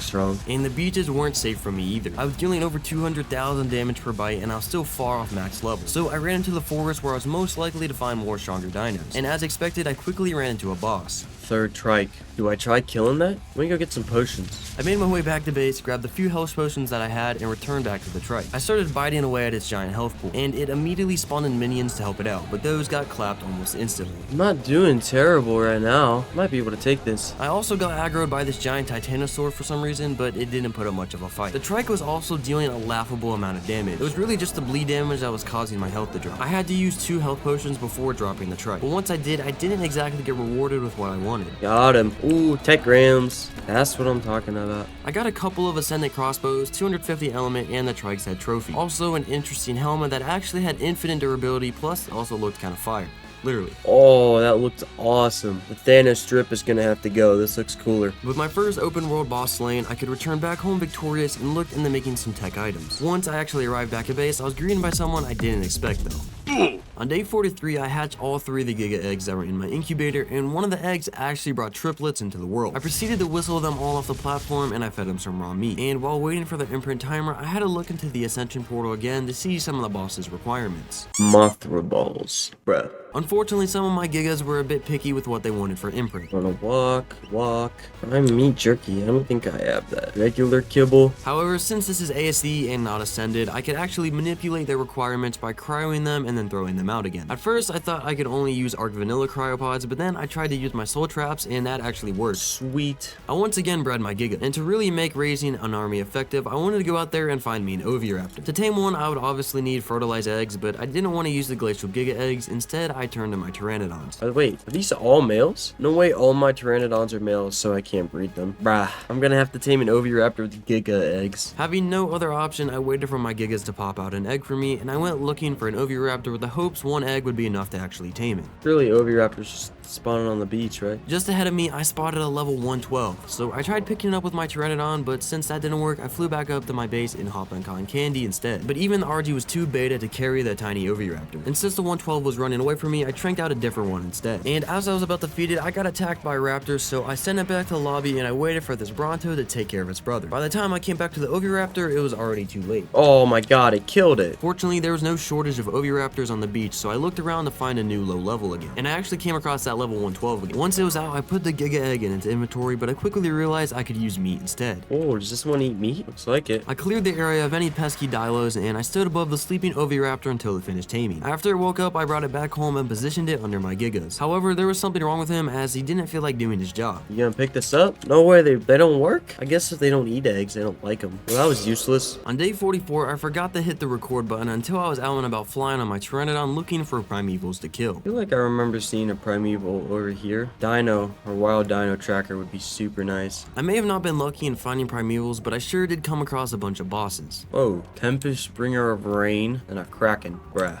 There was still one boss though that I have not seen yet, being the Spinebreaker. I'm yet to see oh, you know what? It's because I haven't checked the swamp yet. Let's see if I can't find a Spinebreaker. I flew over to the other side of the map where I suspected the boss would spawn. And just as I expected, I spotted a Spinebreaker chilling near the swamp. Oh, I knew it. Even better, I found a primeval broodmother just next to it. So I landed nearby and threw out my glacial giga. And I proceeded to shred through the forest and got to the broodmother, killing it in just 4 hits. Just like that, I had the broodmother energy secured plus a few levels. I looked at the Spinebreaker again, but I had a vague memory of what this thing could do. And if that was the case, I really didn't want to mess with it right now. What I remember is like he has like to put it lightly, I guess a ball of death, and you have to avoid it. So I don't know if straight up rushing with an army will be a good idea here. There was really only one way to find out though, and that's to actually go for it. I could always breed them more gigas just in case I needed to. However, they do take a while to grow up, which is the downside. They're almost grown, I guess. I wanted to try going in with just a male and female for the mate boost, so I had to wait for one more male to grow up before going out again. We'll just see how that goes. Try and take down a Spinebreaker. I'm gonna need his spine to craft this, which I then have to tame a primeval and use it in the primeval to get my own Spinebreaker. And then I'm gonna have to clone it and give them both genders to breed them. Anyways, I placed down the broodmother flag in front of my house, and I also unlocked the trophy wall mount to display the boss heads. That trophy is huge. Bet I just need a dragon one. While waiting for the gigas to finish growing up, I made myself a few canteens so I could stay hydrated on the go. I also had one more giga saddle lying around in my storage box, so I brought it over to the upgrade station and upgraded it to journeyman. The male giga finished growing up on the morning of day 45, so I saddled it up and went out for a quick killing spree to level him up. I jumped down to the beach where I basically just ran through all the wildlife and I went for a little swim. Primeval dodo wyverns. You don't say. Man, I am in the water. You cannot set me on fire.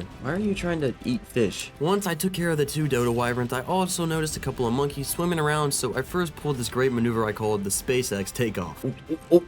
Oh my god, I'm levitating. Then I went full Doomslayer mode on all the dinos as I got the rage debuff aggroing literally everything to me. It was well worth it though, as when I opened my inventory up, I was greeted by a fat 50 levels that I dumped all in the melee. And as a bonus, my character also got leveled up quite a bit. Holy levels, bro. With another giga fully leveled, I felt ready to take on the Spinebreaker, so I trapped it. I then cleared out my inventory and headed back to the swamp. I landed on a hill just above the Spinebreaker and threw out both of my gigas. Alright, how bad is this gonna go? I whistled my giga to attack the Spinebreaker to see what I was dealing with. Oh, that's the death bubble. Oh my god. It died that quick?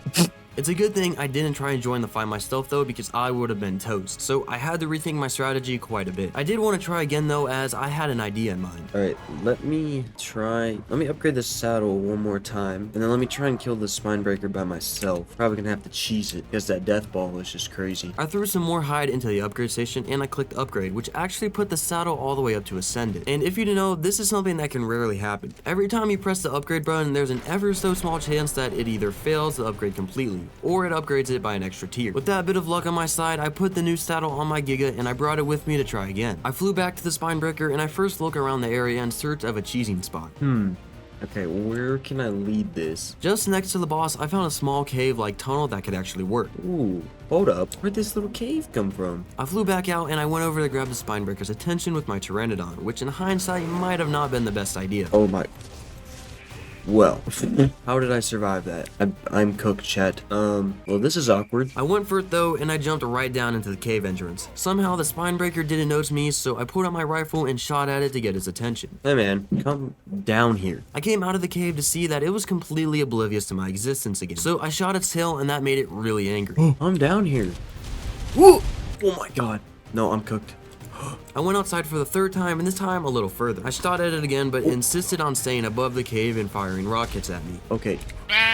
Why do I have a sheep chasing me? I then threw out my giga and I killed the minions, which gave me some hides so that I could craft sleeping bags. I then unequipped all my gear and I dropped an item cache right next to my sleeping bags. And I ran outside to get myself killed and I spawned back at base, where I then crafted a new Pteranodon saddle and grabbed up one of the Pteranodons and fly back and try that all over again. Just like last time, I hit the Spinebreaker and of course it ended in disaster. Dude, it stuns you when you bite it? Since leading the Spino into a cave with a flyer was not an option, I could only try brute force with my Giga. So on day 46, I got on the Giga and ran out to bite it. And as soon as it started shooting its rockets, I ran back inside, but it actually followed me in. Oh my god, he can get in here. I wanted to get deeper into the cave, so I bit it again and ran off. Then trapped my Giga to keep it safe, and seeing that it wasn't moving anymore, I assumed it was stuck, so I went in to bite at it. Is it stuck? Nope, nope, there's the death ball. The explosives weren't damaging my Giga too much, so the only thing I had to watch out for was the giant death ball. Okay, it's my work. I can tank these hits. Ooh, ooh, ooh. I backed off a bit to heal, but my Giga got stuck on a rock somehow. And by the time I hopped off and broke it, the spine breaker had also recovered back to full health. No, it healed. Dude, it heals too quick. As long as I kept up the pressure, it wouldn't heal back up. But I also had to keep an eye on my Giga's health as well. Dude, this is gonna take forever if this works. Luckily, every time the spine breaker casted the death ball, I could heal up pretty much back to full health, keeping me in the fight. Dude, slowly but surely.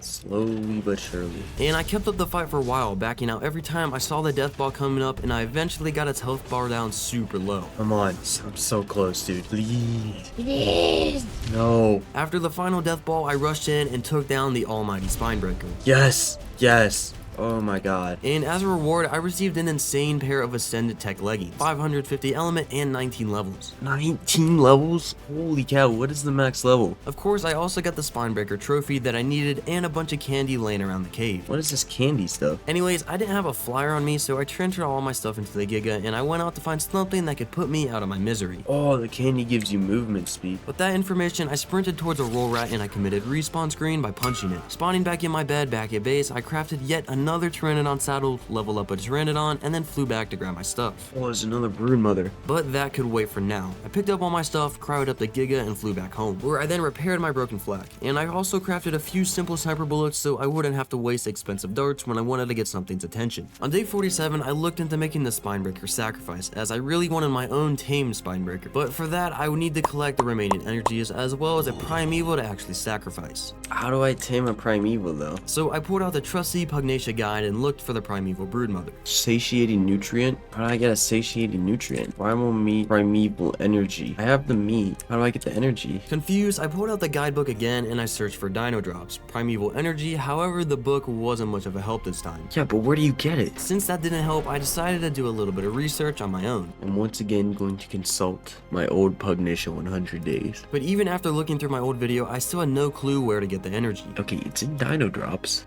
I guess I'm just gonna go hunting, see what I can find. I hopped on my Pteranodon and started flying around. Seeing that the primeval dodo wyverns have respawned again, I decided to stop by and pay a visit. I also killed a primeval phoenix and the monkeys. Holy levels. But killing these primevals still didn't answer my question. So I returned back to base and looking at the specific energies that the primevals dropped, I realized that those were the primeval energies. Wait a minute. Oh my god. It's just worded terribly. There's no specific item called primeval energy. It's just any of these energies, dog. With that conundrum fixed, I could actually look into getting me a primeval. But first, I had to stock up on strong trank darts, so I grabbed some gunpowder and crafted a few. Alright, let's hope that's enough. Just go find me a primeval to tame. Oh, you know what would make that super easy to tame though? A griffin. Since you could shoot off their backs, I wouldn't have to worry about trapping the dino that I wanted to tame, so I first went out looking for griffins. But the search didn't last very long as I arrived at the swamps where I had seen the one primeval broodmother. Alright, whatever. I can't find a griffin. Yeah, 1.6 million torp? What are the odds I'm able to trap it with gates while flying around it? There's really only one way to find out, so I flew back home, grabbed up all of my gates, and I hopped on Cotton Candy as he has more health. Alright, let's try this. I really don't know how it's gonna go. I flew back to the broodmother holding my gate out, but it wasn't aggroing to me for some reason. Are you chill? Hold up. Oh, it's chill. Since the broodmother was really just a chill guy, I could walk around placing the gates down without any trouble. You ain't leaving, boy. And once it was all secured in the gates, I flew up to the hill above me. And I started chunking it out on day 48. I think I'll have enough darts, right? It could damage the stone gates, but the metal ones were enough to keep it in place. And after a bunch of shots, it got knocked out. And she's out. I fed it the satiated nutrient, and it pretty much insta-tamed. That's a funny taming animation. Just roll back over. I picked up my trap and hopped on the broodmother to test it out. How much damage does this do? I know I'm gonna sacrifice it, but I want to take it out for a little test drive, you know? I feel like it's just mandatory. I crept up on a couple of primal stegos, and I killed them both, giving me a ton of levels in return. I of course put a few in the health and then the rest in the melee to see what the spider was really capable of. It wasn't nearly as strong as my Gigas, so I cryoed it and returned back to base. And for the first time after coming home, I was actually pleasantly surprised to find something had spawned in my little pond. What? The taxpayers are in my compound. Now you built your base in here. That's on you. That is on you. No! No! Anyhow, I still had to kill 4 primevals, being the Dodo Rex, the Dragon, Indominus Rex, and the Manticore in order to craft the Spinebreaker sacrifice. I haven't seen any of those yet, so I'm assuming they're spawning somewhere that I haven't been. Yeah, I think I'm just gonna have to fly around and look for it. So I got on my Pteranodon and I first looked through the chalk hills, as I didn't properly scout those yet, and I then headed towards the Wyvern Scar, the Blue Obelisk, and then the Tundra. Man, I'm not having much luck. After flying through the redwoods, I completely lapped the whole map by now, and having found nothing, I flew back to the middle of the map where most of the bosses had spawned, but I quickly returned back to base as I didn't see any health bars around. But there was still one part of this map that I'm yet to explore. Okay, since I wasn't able to find most of those primevals on the surface, I think I'm gonna take my Maywing up and check the aberration part of this map. I really don't think they'll spawn down there, but I'm not seeing them up here. I arrived at the redwoods where I found the first Maywing. However, it was only a level 1 fort. Instead of a second Maywing though, I spotted this guy. Dude, the long-lost Pteranodon. The one I couldn't find like 20 days ago. Got it. Given that, I did get slightly distracted by my cat. Oh, stop. You're hitting my keyboard. Trying to play Ark. Gotta make the video so I can afford to feed you. I soon found a high level enough Maywing that would work just fine. There we go. At first, I thought it'd be a passive tame, but running up to it quickly proved me otherwise. Oh, this is a knockout tame. So I made a quick trip back to base to grab a taming trap. I unlocked and crafted a few wooden billboards and then flew back to the Maywing. After a handful of failed attempts, I finally got it trapped. I farmed up a few pillars and thatched roofs, and I placed them down above the Maywing so it wouldn't fly away. Once I actually pulled out my rifle and shot the platypus, I realized I did that all for nothing. I could've just shot this with one dart the whole time, bro. Anyways, I gave it some instant kibble, so it was mine. I then shot it with my Glock, but then I realized that's not a cryo gun. Sweet. Maywing acquired. Back at base, I crafted up the saddle and went out to look for the aberration zone. Alright, let's go find the aberration entrance, see what we can see down there. But before doing that, I had to name the Maywing as well, so I landed and gave it a fitting name. Yellow Jacket. And just up the hill, I ran into something quite fascinating. What? Elephant? I didn't know they put your mom in this mod. That joke was so bad, in fact, the sun gods have collectively decided to send a blinding beam of light straight in my face. Okay, I can't see anything. Anywho, I knew of one entrance into the aberration zone, and it was a lake somewhere in the jungle, so I headed out there and started looking for it. Alright, I'm gonna go back to base real quick. I'm just gonna get a Pteranodon. It'll make it way easier to find this cave that I'm thinking of. I picked up my Maywing and I hopped on the Pteranodon and then returned back to the jungle. And very quickly, I found what I was looking for. Here it is. Knew it. I swapped back to the Maywing and I dove in, but the whole place was quiet and it looked as dead as well. It doesn't look like anything Pugnacia is spawning down here. But that's probably due to the fact that it was my first time going down here, and I soon came across a Megachelon, meaning stuff could definitely spawn down here. But I quickly ran into a slight issue with my Maywing. Alright, why can't I glide? Hello? I'm pressing the button to glide. I am unable to glide. I tried to relog to see if that would fix it, but I still couldn't get into gliding mode for some reason. It's not letting me glide. There was another exit to the cave that was accessible by land dinos, but I had no idea where it was. So instead I threw out my Giga and transferred all my stuff into it, and I committed back to the lobby by drowning myself in the river. After respawning, I crafted yet another Pteranodon saddle and leveled it in saddled one. I also grabbed a pair of climbing picks before heading back out to the cave entrance, but flying in almost immediately dismounted me from my Pteranodon. Oh. So I had to continue on foot. I didn't have any parachutes, so I had to jump all the way down to the bottom and tank all the fall damage. But since I'm literally Thanos, falling over 300 feet caused little to no harm to me, and I could sprint back to my Giga. Yeah, this was a pointless side quest. I don't know how I'm gonna get out. I grabbed all my stuff, crowded up the Giga, and I tried to use my Maywing one more time. Oh, I can glide now. Hello. My Maywing was just broken. Should've just recryoed it. With the help of my Maywing, I executed a few very calculated parkour jumps to get out of the aberration zone. And also, I didn't forget to cryo my Pteranodon. Finally. That was not enjoyable. Alright, well that was a pointless little side quest, but whatever. I still gotta find those primevals. And on day 51, I finally found a way to make looking for the primeval dinos a breeze. Oh, what's this you say? This totally isn't a creature finder that I just installed because I can't find the creatures I'm looking for. No, I don't know what you're talking about. You must be seeing things. Oh my god, it's stuck on my screen. I'm shameless. I installed it. I can't find what I'm looking for, and I gotta keep the video moving. I'm determined to beat Pugnacia this time, so it must be done. So I hopped on my Pteranodon and I flew out to the Dodo Rex that I marked. And once there, you could kind of see why I had such a hard time finding these things. Yeah, like there's no shot that I'm finding that guy. I mean, Honestly, this thing is really tiny for being a whole Dodo Rex. Easy. And I also killed a nearby Ancient Rex while at it. Then flew back to base to see what other energies I needed. Dragon, Indominus Rex, Manticore. Yeah. Starting off with the Manticore, I located one in the redwood, so I flew over, popped out my Giga, and delivered the smoke. Back to the lobby, buddy. Oh, new flag. Who dis? Next up, the Indominus Rex. Target spotted. I ran up on it and killed it with a single bite, which left me a little bit confused. That's a one-shot? I flew back home to sort out my stuff, but I was once again greeted by a few ops. I got on my broodmother and clapped the Spino, and I also noticed an old friend of mine had paid a visit as well. And a Carquinos? There's a taxpayer behind him, dude. I am the IRS. Oh my god. After picking up my fair share of tax, I placed down the Manticore flag in my hatchery, and I crafted 2 extra trophy mounts for the Manticore and Dragon Heads. Is my base dripped out or is it dripped out? Be honest with me. Anyhow, the last primeval on the list was the Dragon, of course. So I used the power of an American radar drone to pinpoint the exact location of one, and I flew over to take it down. Just stuck? I got on my Giga and made my way over to it while killing any innocent creature that was unfortunate enough to be standing in my way. And the dragon was indeed stuck, so I helped it out of its misery. Just like that, I had all the primeval energies ready to make the Spinebreaker sacrifice and get my own tame Spinebreaker, given though I would have to sacrifice my broodmother for it. But as Lord Farquaad once said, it's a sacrifice I'm willing to make. Back at base, I put the dragon head up for display, completing the lineup, and I also placed down its flag next to the Manticore one. Yes, sir. Okay, 852. Let's craft the sacrifice. Okay, where's my broodmother at? I'm sorry, broodmother. You're cool and all, but I want a Spinebreaker more. Whoa. Whoa. Hey there. And the bad boy also came with a saddle as a bonus, and that immediately gave me an idea. Can I upgrade this? Does it think it's a normal Spino saddle?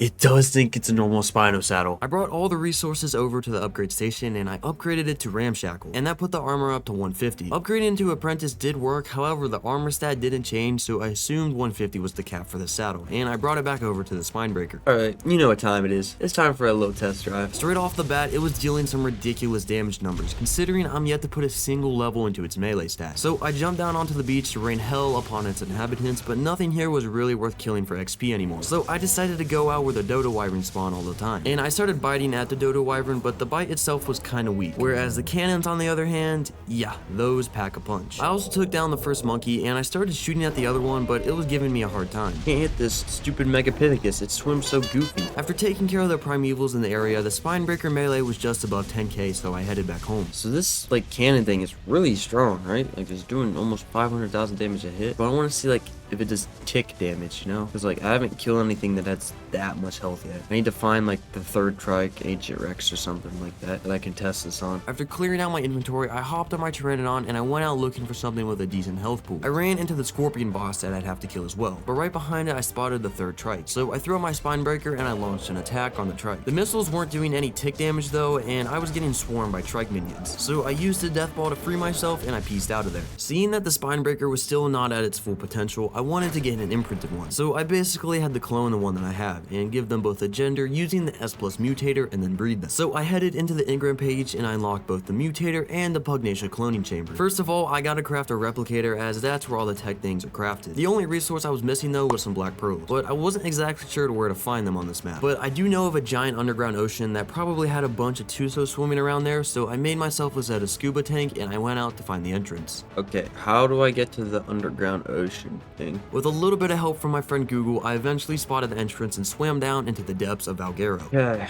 looking for Tusos. Never been down here before. There was a Mosasaur swimming around in here, so that was a good sign that Tusos could actually spawn here too. I swam around for a little bit, but I didn't see a single Tuso spawn. I didn't want to give up that easy though, so I did a slight bit of research and I found that black pearls actually spawn on the ocean floor down here. And sure enough, I actually found some, so I slowly swam down to pick them all up. Oh, I should have brought flippers. More flashbacks hit me when I got attacked by a couple of zombie whales. Definitely not what I expected to fight down here, but my Spinebreaker had it all under control. Holy pearls. While picking all them up, I got ambushed by a duo of Plessies. Thankfully, my Spinebreaker was ready on standby and completely annihilated both of them. Dang, bro. Alright, that should be more than enough pearls. While heading out, I ran into my first Tuzo, so of course I had to take it down for that extra bit of pearls. Anyways, I found another exit from the deep ocean, and I was actually closer to my base than the one I used to enter. And after finally making it back home, I crafted the replicator. But I would have to make a few adjustments to my base if I wanted to place it down inside.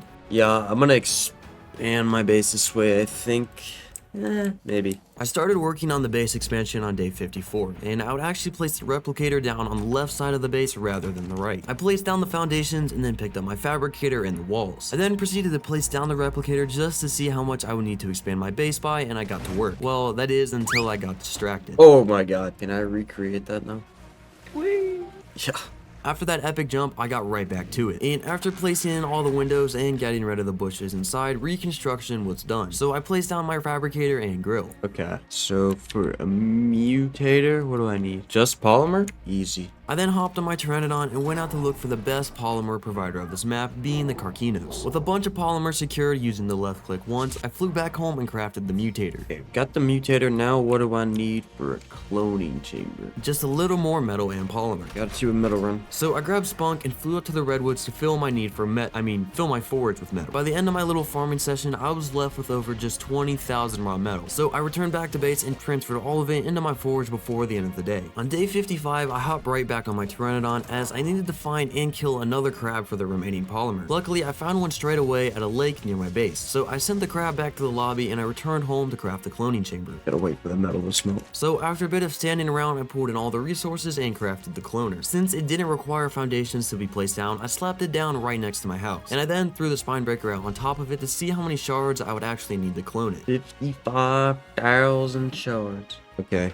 How many shards can I craft now? I turned almost all of my element into shards and I waited for it to finish converting before the end of day 55. On day 56, I brought all the shards into the cloning chamber and I cloned the spine breaker. Okay, time to put this mutator to work. It should change the genders. Since the mutator sends out a pulse that could change the gender of every dino inside its range, I had to move my other dinos away from it. I then changed the mutator's pulse mode to the gender change one and I grabbed some element to actually power it. And once the pulse went through, I looked at my Spino, but it didn't grow a pair. How'd that not work? So I was really unsure of why it didn't work, and I couldn't think of a solution right away. So I actually crafted a second mutator to see if two would work, but I was now out of element to actually power them, so I gotta go get that. So I grabbed my other spine breaker and hopped on my Pteranodon, and then flew out to that third trike I tried to fight before. Once I spotted it, I threw out my spine breaker and I started shooting rockets at it like I was the USA. And finally biting it gave me 250 element, which should hopefully be enough for my tests. Back at base, I pulsed the spine breaker again, and this time it actually gender swapped my spine breaker. So I threw out the female and bred the two, or at least tried to. Oh, is this one not gonna work? Then I looked through the pulses that the mutator could do, and I found the one I needed as well. Oh, I gotta do this too. So I brought them both over to the mutators and I waited for the cooldown. And I was right, as soon as the cooldown dropped, I created a pulse and they started mating. Am I him or am I him? After the gestation timer finished on day 57, a baby spinebreaker was brought into the world. First things first, I had to feed it, so I hopped on the back of one of my gigas and I went out to where I quickly laid my eyes on some easy prey. With raw meat acquired, I fed the little fella and I waited for the imprint timer. While standing around, I also noticed something quite absurd. Oh my god. Why is the icon two turtles humping? Dude, whose idea was that? Oh my. Anyways, the spinebreaker requested a tinto berry for imprint. I know, very fitting for a carnivore, but whatever makes it happy, I guess. I grabbed the berry from my theory and I fed the Spino. But looking at its stats, I didn't see much of a difference. I don't think that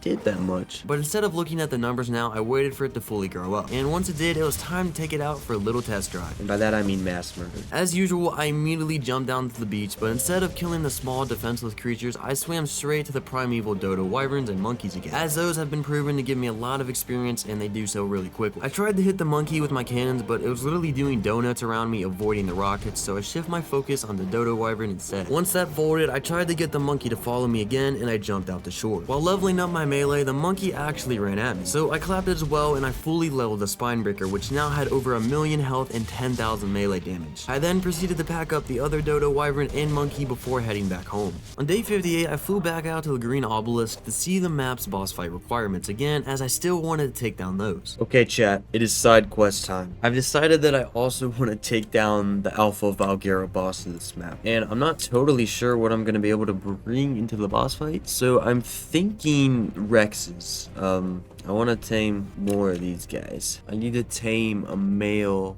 tumultuous Rex. I did, however, get slightly sidetracked when a tiny kipper skipped across my screen, so I decided I wanted that first. I ran over to the pond and killed most of the things inside with my Giga. I then dragged a fish corpse over to the small kipper. Since one feed wasn't enough, I also grabbed a salmon that was almost 5 times the kipper's size and fed it to him. Of course, I had to name this one Kipper and put him on my shoulder. Now, I could get back to the original task at hand. Okay, let's go find a male tumultuous Rex. I flew out to the snow near the blue obelisk, where I first tamed my Rex, as that's where I'd seen most of these. And sure enough, I found another. It was a male too, but it was only level 532. These electric Rexes are really quite common in the whole snow area, however, I haven't really seen one above level 560. But then I remembered a little tool I had at my disposal, being the creature finder. So I opened it up and searched for the highest level Rex there was. After highlighting it, I flew over to it, but it was kinda stuck. Actually fully submerged under the mesh. So I opened up the creature finder again and went for the next best thing, being a level 756 male. While it was munching away at some wild dinos, I used the opportunity to lay a couple of shots into it. I then flew up to a hill and knocked it out from there, and one insta-kibble later, the Rex was mine. Alrighty, male tumultuous Rex acquired. Let's get back to base and start breeding these things. Raise up a little boss army, and then, do some artifact caves, tribute grind, the usual. Back at base, I put the 2 Rexes to work and I waited for the first egg to pop. On day 59, I waited for the first Rex egg to incubate. Hello, welcome into the world. I honestly probably don't need a full army like I normally do, because I think these Rexes are gonna steamroll. That is if I could even bring them into the boss arena in the first place, but to find out is a future problem for future me. So for now, I focus on actually raising this Rex. And while waiting for the imprint timer, I noticed another couple of eggs had popped, so I brought those over to the incubator as well before cuddling with the first Rex and moving it off the hatching platform. Oh my god, it moves so quick. Aside from raising Rexes, I also had to worry about getting all the artifacts and tributes to actually start the boss fight. You know what I just realized? I don't know where a single artifact is on this map. You know what I also realized? I don't have a good caving creature. Thylo. I'm gonna tame a Thylo. And I was pretty certain on where I could find those, so I hopped on my Pteranodon and flew out to the redwoods. And almost immediately, I ran into the first Thyla. However, it wasn't exactly the highest of levels. Oh, yeah, I got stuck. I did find a few more Thylas here and there, but none of them were great. Where'd it go? 532. Ah, come on, man. Give me like a 750 at least. Brother, they're getting worse. But then, while I was casually flying around, I felt a sudden urge inside me, something that was out of my control. Oh my god. What is happening? What is happening? I can't control my hand. I can't control my hands. They're looking up the Thyla for me. Oh no. I located a max level. The art gods, they just came in clutch and highlighted a max level Thyla for me. What? I guess they were tired of me looking around aimlessly wandering the redwoods. This thing might go to sleep in one shot. Yep. And I also knocked the second Thyla out right next to it, just to be safe from it pouncing on me and potentially ruining my perfect 840. So anyways, I flew down to it, fed it some insta-kibble, and then named it. Black and white, name it Zebra. Back at base, I was greeted by another Rex egg, so I threw that into the incubator as well. I then threw Zebra out and ran inside to make a saddle for it. I also wanted to upgrade that one straight away in the upgrade station, so I brought some hide over to the station and upgraded the saddle all the way to Journeyman before running out of fiber. But I can't let that slide. I gotta get this baby up higher. So I hopped on the back of my Theria and farmed just a bit of fiber outside my compound, then upgraded the saddle up to Ascended. Okay. Yeah, this thing's pretty cracked now. Come day 60, I ran outside with Zebra and I proceeded to kill a few bystanders for levels. And while munching down on a Diplo, I got alerted that Raptor Claws was visiting. So I packed up the Diplo and quickly ran back home to get on my Pteranodon. Oh, where's he at? Usually you can just see him up in the sky. Eventually, I noticed Raptor Claws flying through the foggy cloud, so I headed over there. Yeah, these drops are coming down. Man, I thought they ended events on ASC. I'm not complaining. So I hovered over the first drop waiting for it to land. And once I finally opened it, I was greeted with an Ascendant Iguanodon saddle. I know exactly what I needed. While I was out here though, I also wanted to find a Spino or two to kill for experience. Heading back to base, I came across a Spino swimming in the water near the Primevals. So I threw out my Thyla and ran at it, but I was just a bit too late. Oh my god, it's right. It killed it! Not to worry though, as I did find another Spino soon after. It was fighting a hippo, but I managed to get the last bite in, and I got a bunch of experience for my Thyla. I leveled up the melee and noticed another Spino on the shore, so I killed it and then proceeded to literally drift around my Thyla. What is happening? This is not right. I think this guy is ready for caving adventures. The problem is, I'm just not really sure where the caves are. I stopped by the green obelisk again just to see how many artifacts I would actually need. I think I need, what,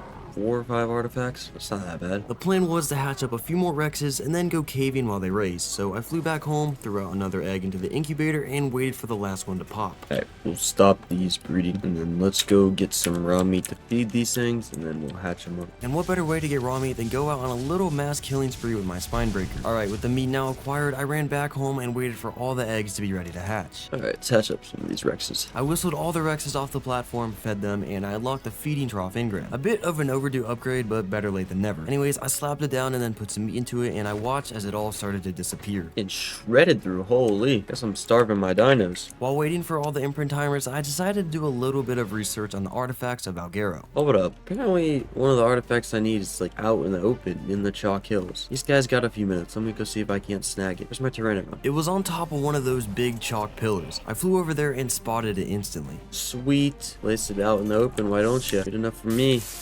I made all 4 of the pedestals and I lined them up under the boss trophies that I had. It's gonna be a drippy wall, dude. Anyhow, I imprinted all the Rexes so I could go out there and gather the rest of the artifacts while they grew up. The first artifact I was going after was the artifact of the crag located in the lava cave of this map. The entrance was quite easy to find with the help of goop. With my precise knowledge of this map. Anyways, I flew right in and I noticed a wyvern straight beelining for me. Ooh. Ooh! Thankfully, it didn't actually fit into the cave, so I was safe to keep exploring. So I threw out my Thyla and ran into the big open room with lava falls. And there, I spotted the artifact just on the other side. Thylas are exceptional at parkour though, so I hopped right over to it. And using some questionable positioning, I jumped off without being thrown into the lava and then snagged the artifact. My Thyla did just kind of float there, but there's a pretty simple solution for problems like these. Oh, well, just never got a problem in life. Start punching.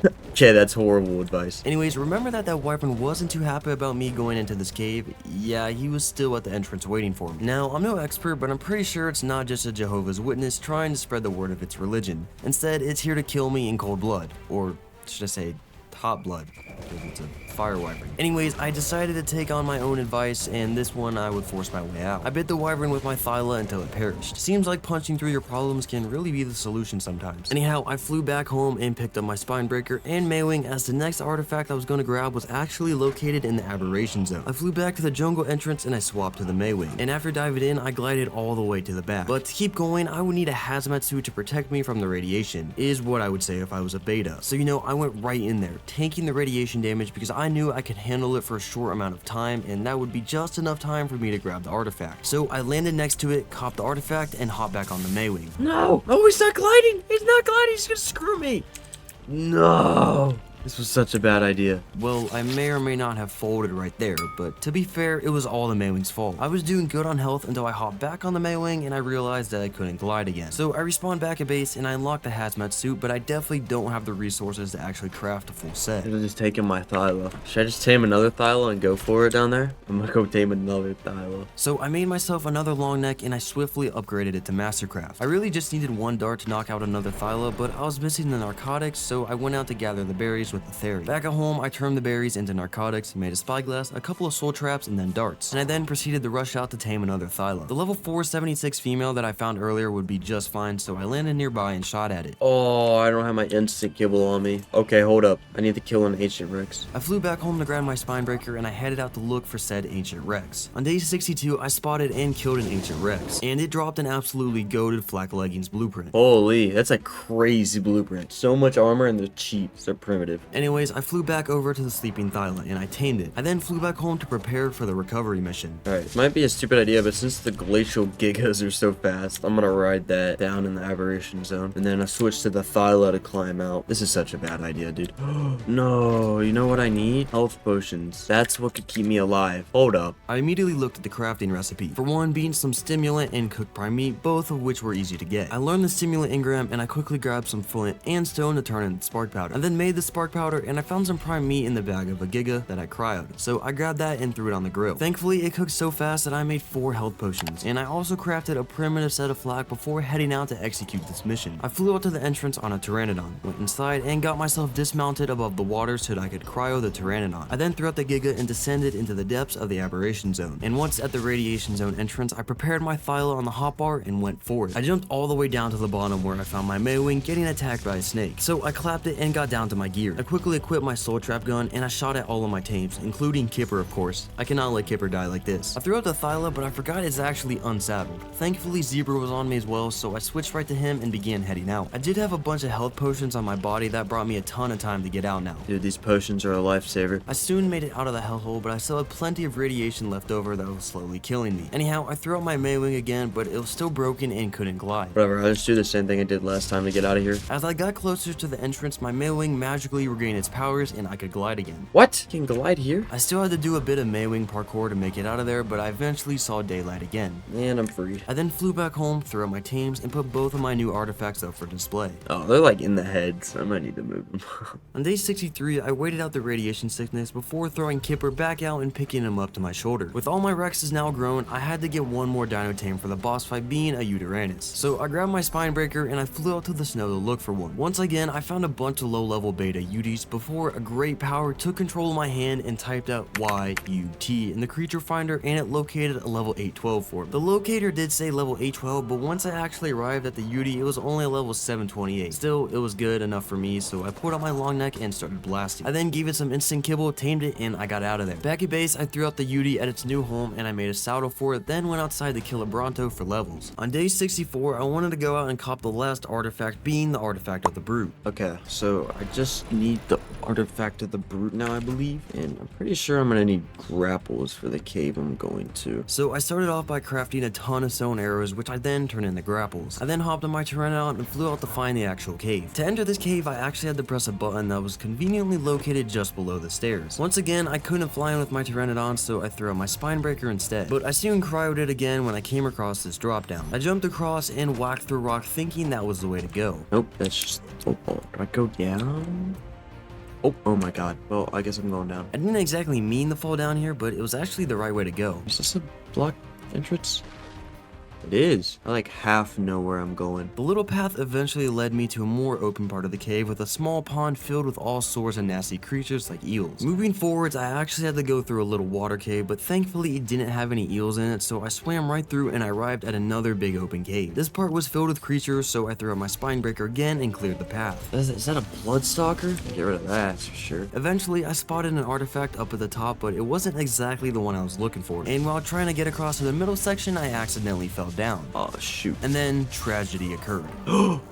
Me and Kipper got insta-killed by the spikes. I didn't know those were death spikes. Ooh. After respawning back at base, I re-equipped the flak from earlier, made a new kit, crafted grapples, and I grabbed some tools as well as a Giga and a Thyla. I then hopped back on my Pteranodon, flew back to the cave where I first had to deal with a Dilo. I then threw Zebra out, opened the gate, and headed back in. But while trying to get my stuff back, I somehow ended up finding the actual artifact that I originally came here for. What? How did what? I gotta get my stuff. I turned back around and ran through a different tunnel of the cave, but I somehow ended up in the exact same room. What? On attempt number 2, I remembered that I had to break through the wall, so I did, and I found my way back to where I died. On day 65, I threw my Giga onto the big open area, and I started munching through all the creatures. The spine breaker's still alive somehow. Probably just has Loki just too much health. I dismounted the Giga above the death pit, and I managed to recover my spine breaker with my soul gun. I then jumped down, and I peeked over the edge with my grapples. Got it. Am I him or am I him, chat? Since I already had the artifact I came here for, I didn't even bother getting the one just above me. I turned around and left the cave using grapples to climb out of the drop down section. To exit the cave, I pressed a super secret button located literally right next to the door. And once I was out of the cave, I had a hunch something was off. Okay, something don't look right to me. Why is it all in like grayscale? Anyways, I returned back to my base and put the final artifact up for display, finishing up the lineup. With the artifacts now out of the way, I can move on to collecting tributes, which honestly shouldn't be that hard with these super strong Gigas that I have. I picked one up and then flew out to go hunting. I also need Rex arms, so keep the farming. With plenty of Rexes to choose from right outside my compound, I got to killing them. However, I didn't actually get any of their arms. Okay, why is stuff not dropping tributes? What's up? He's not dropping arm. I also killed an Aloe to make sure that it wasn't just the Rexes. So they're not dropping tributes. But I did find a simple and quite logical solution for this problem on the early morning of day 66. Okay. So I think I found the solution to my problem of creatures not dropping tributes. Since I can't seem to get creatures to drop tributes like that I need for the boss fight, because I have these artifacts obviously, I'm just gonna make a list on a Google Doc or something and kill the same amount of creatures I would need to kill if I were to actually collect the tributes. Just count on that list. But I'm just gonna have to summon them in because they're not dropping. don't know why. It'd be the same process either way, so please understand where I'm coming from. This is butt cheeks. So I got right to it. I made the list and I grabbed one of my glacial gigas, then ran out to the chalk hills to get all the Rexes checked off the list. 1 Rex. Rexes give 2 arms each, so. I got slightly distracted by a red drop with the ring, but inside I found a really good RG saddle and part of a hazmat suit. Since I didn't see any more Rexes in the chalk hills anymore, I decided to swim across to the forest, and there I spotted the next target. Oh, here's an aloe. Or targets, I should say. Oh, and a Rex. That is 4 imaginary Rex arms. Rex number 3 literally got trick shotted. 6. Soon after that, I came across 2 aloes stuck inside each other. Aloe. 2 aloes. 2 imaginary allosaur brains. But aloes always spawn in groups of 3, so I made my way up the hill and found the 3rd as well. 3 brains. Following those, I went on a roll collecting a bunch of tributes in just a few seconds. 8 Rex arms. 12 Rexes. Ooh, aloe. Another Rex. 14 Rex arms. While running through the hills, I also came across the first out of 2 gigas. Ooh, alright, that's 1 out of 2 gigahertz. Imaginary gigahertz. The rest of the hunt began to look something like this. 3 more imaginary aloe brains. Oh, and my final Rex arms. And 3 more brains. 11 aloe brains.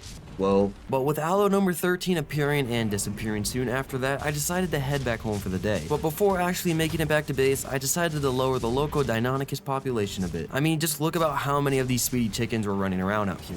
On day 67, I cryoed my Giga and I went out on a little reconnaissance mission with my Pteranodon to secure the last 2 imaginary aloe brains. After a couple of minutes of flying around the chalk hills, I flew over to the forest again, and there I spotted the last 2 culprits. Oh, I found the aloes. Alright, got all the aloes. And while out here, I started looking for the second Giga, and luckily I didn't have to look for too long. I spotted one just across the hill, so I landed nearby and I ran in to claim the second imaginary heart. Alright, let's do the Titanoboas and Sarcos. Can probably find those in the swamp pretty easily. I flew over to the swamp where I then swapped over to my glacial Giga, and sure enough, I spotted the first Sarco in the lake. One Sarco. Since the swamp was so dense, I decided to just run through biting literally everything in my path, and I would see what I killed up at the top. Got 2 Titanoboa venom. It's another Sarco, another Titanoboa. And I came across a little opening that had a bunch of oversized snakes slithering around so that I would seal all off the venom. 6 Titanoboa venom. Oh, got the rest of them here. Okay. Alright, I just need 6 more Sarcos and 8 RGs, because they drop 2 talents each. So I rummaged through the swamp, killing the rest of the Sarcos for the imaginary skins. Got him. Awesome. Okay, that's all the Sarcos. I swapped back to my Pteranodon, and I flew all the way back to the snow where I could find a ton of RGs. And sure enough, I spotted the first one. It was also a really low level, so I killed it with my Pteranodon. Right, 1 of 8. And the second RG had a bit more health, but after a short scuffle, I secured 4 out of the 15 talons. 5 left. I came across a bunch of high-level RGs, but I couldn't be bothered to kill them. Instead, I found this really colorful 280, making 4 out of 8. Yeah, way there. 3 more. 2 more. 1 more. Alright, that's all my imaginary tributes collected. Oh, it's so corny that I have to do this. I decided to breed my Rexes again on day 68, so I spent the whole day in my base raising and imprinting the babies. I started day 69 off by converting my imaginary tributes into real ones. Bang. Yes, sir. All farmed 100% legitimately. No spawn codes used whatsoever. And I really hate when I have to do stuff like this. Can't do much to change it. Okay. So now we've got Multiplier Rexes raised up. Got a decent amount. I don't need a full 20. I think these things are gonna shred the boss. Gotta make a bunch of Rex saddles up, and I'd also like to upgrade them in the upgrade station. With the resources I had, I made 8 saddles, and I counted how many Rexes I had. 4, 5, 6, 7, 8, 9. Do I have the perfect amount of saddles? Yes, sir. Yes, I do. I think 9 will be enough. Imagine I fail. That'd be crazy. I brought all the saddles into the upgrade station, and I upgraded them all to Ramshackle at least. And one of them actually got an extra upgrade, but honestly, it wouldn't matter. I'm expecting these Rexes to maul through all 3 of these bosses without taking much damage at all. Alright, let's do just a little bit leveling on each of these. And I plan on fighting the bosses on day 70, which was part of the reason why I didn't bother leveling the Rexes fully. They would very likely kill all 3 of the bosses in just a few seconds, since these were so strong modded Rexes fighting poor vanilla Arc bosses. So you know, I decided to spend my free time by killing innocent creatures, just as you do. And on day 70, I was ready to fight the Alpha Vagero boss, so I began the final preparations. Okay, well, I may or may not have just tested it in another world, but the Rexes do actually go into the boss fight. I didn't want to try that out in this world, and they just, you know, didn't. work. Let's grab all these tributes, these artifacts. They look so cool on display, but I need them. Green obelisk, here I come. I'm really hoping we dog walk the boss, dude. There's no reason we shouldn't. Some of my Rexes probably have more HP than the boss. I arrived at the terminal and I threw my Rex out to kill some of the creatures in the area before assembling the rest of my crew. What I didn't expect though is to kill an entire ancestry line of fish. Oh my god. Why was there so much stuff in that one little pond? I think I've effectively cleared out the area. Let's deploy the army. I threw out all my Rexes and then whistled them all to go to the center of the platform. And lastly, I threw out my Yudi and I was basically ready to go in there and wipe the floor with these bosses. Alright, well, let's do it. Let's do this. I filled the terminal up with the tributes and I started the alpha boss fight. I'm praying we do well. There's no reason we shouldn't. Realistically, like, I should dog walk the boss. I got teleported into the arena and hopped on the back of my Yudi and buffed up all my Rexes. The only thing I was worried about was the fire damage from the dragon. Let's go get the monkey. Come on, gang. Oh, maybe we get the dragon if he's landing? And yeah, just as I expected, the dragon got absolutely mopped by the Rexes. He got deleted. Why was I worried? There goes the monkey. The monkey actually got a couple of hits off on my Rexes, but it also then got folded like a lawn chair. All right, Manticore, your turn. Land. As soon as it landed, all my Rexes sprinted at it in Mach 5 and its health started to drain. It did take off into the sky, but it can only stay up there for so long. And my Yudi got stuck on the dragon's corpse somehow, so I decided to send it and hop onto one of my Rexes. Dude, what is this dragon's hitbox? And the Rex was also stuck, but not in the dragon's corpse, thankfully. I whistled the other Rexes away from it so I could actually move, and soon the Manticore landed again. Get him, get him. It's coming down. Ah, dang it. Just coming back down? Dang it. Just flying back up. But then the Manticore came down for the last time and it got absolutely shredded. And one of my Rexes decided to celebrate the victory by jumping across the arena as well. Dang, dude. Oh. Okay. Sweet, dude. Why was I even worried? The dragon was maybe alive for 30 seconds. That was crazy. Well, nice little side quest. I got teleported out of the arena along with all my other Rexes, which was pretty apparent considering the fact that I was stuck in between all of them. So I pulled out my paint gun and I started blasting. With all my Rexes and Yudi picked up, I threw out my PT again and flew back home.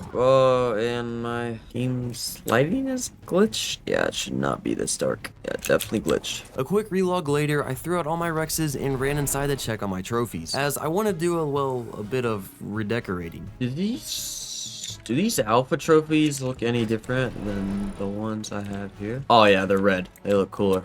Okay, I'm gonna replace them. This one might look the same, actually. Oh no, this one's red. That definitely looks cooler. Oh yeah. Okay, so we got 3 out of 4 alpha variants done. Now I also remember, I think there's a Broodmother world boss just on the map. Like you can just go fight it. I think there's a cave in the redwoods somewhere. I think we gotta pay a little visit. I don't know about you. Probably do that tomorrow though. I want to give my Rexes, you know, a little bit of time to heal, or just mentally heal, I guess, because they heal almost instantly. I leveled up the ones that had a few extra levels, and I looked at my base for a second, specifically the bottom platform around it. I wanted to add ramps to the whole thing to give it some more shape, so I hopped on Green Lantern and I went out to gather a little bit of wood, thatch, and fiber. Back at base, I crafted up all the ramps and I placed them down around the entire platform. As planned, I wanted to go out and kill the Broodmother on day 71, but then it hit me. Ooh, you know what? I know I'm gonna need a gas mask to go into that cave. What are the odds that I have absorbent substrate, though? I didn't have any absorbent substrate, but looking at the crafting recipe, I actually had everything to craft it. So I unlocked the engram and I made a bunch of it. Now, to make the actual gas masks, I was missing a bit of polymer as usual. So I grabbed up one of my Gigas and I headed out to find Mr. Krabs, or his evil brother Karkinos, I should say. I flew over to the giant open lake and I killed the crab there, giving me more than enough polymer, so I returned back to base and made 4 gas masks. 4 gas masks. That should be enough. I picked up a few of my Rexes, as I most definitely won't be needing all of them, and then I grabbed the masks. Alright, not exactly sure where this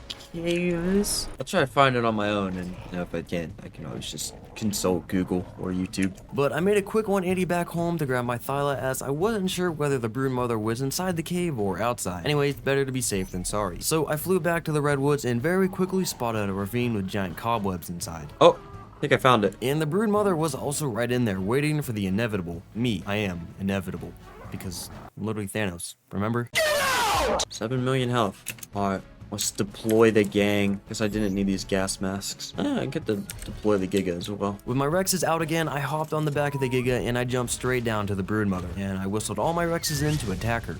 It's getting shredded. But the rewards were just a bit more than disappointing. Really? That's all it drops? Wow.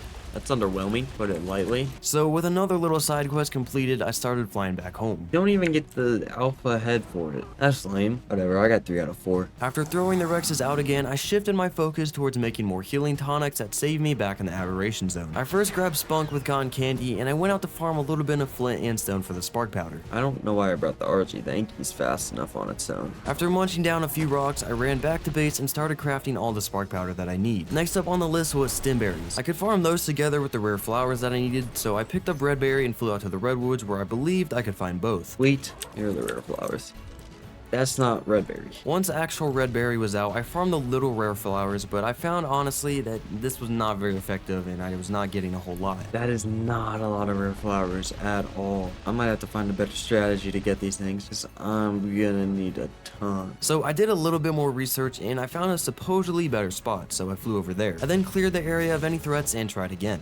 The trike might just be bad. Let me try my theory, dude. I flew back home to swap red berry out for green lantern, and I kept up the spark powder production as well. I returned back to the mountain where I found more of those bushes that gave the rare flowers, and I tried a couple of different attacks to farm them. Oh, the theory's cracked. The theory is cracked. Use the tickle attack and get tons. I finished stocking up on rare flowers and then flew back home for the day. Cook prime meat. That won't be hard to get. But before going out to get that, I wanted to tame near Bronto so I could farm berries at a much faster rate. It's kind of been an overdue tame by now, but better late than never, right? Anyways, finding the right culprit was an easy task.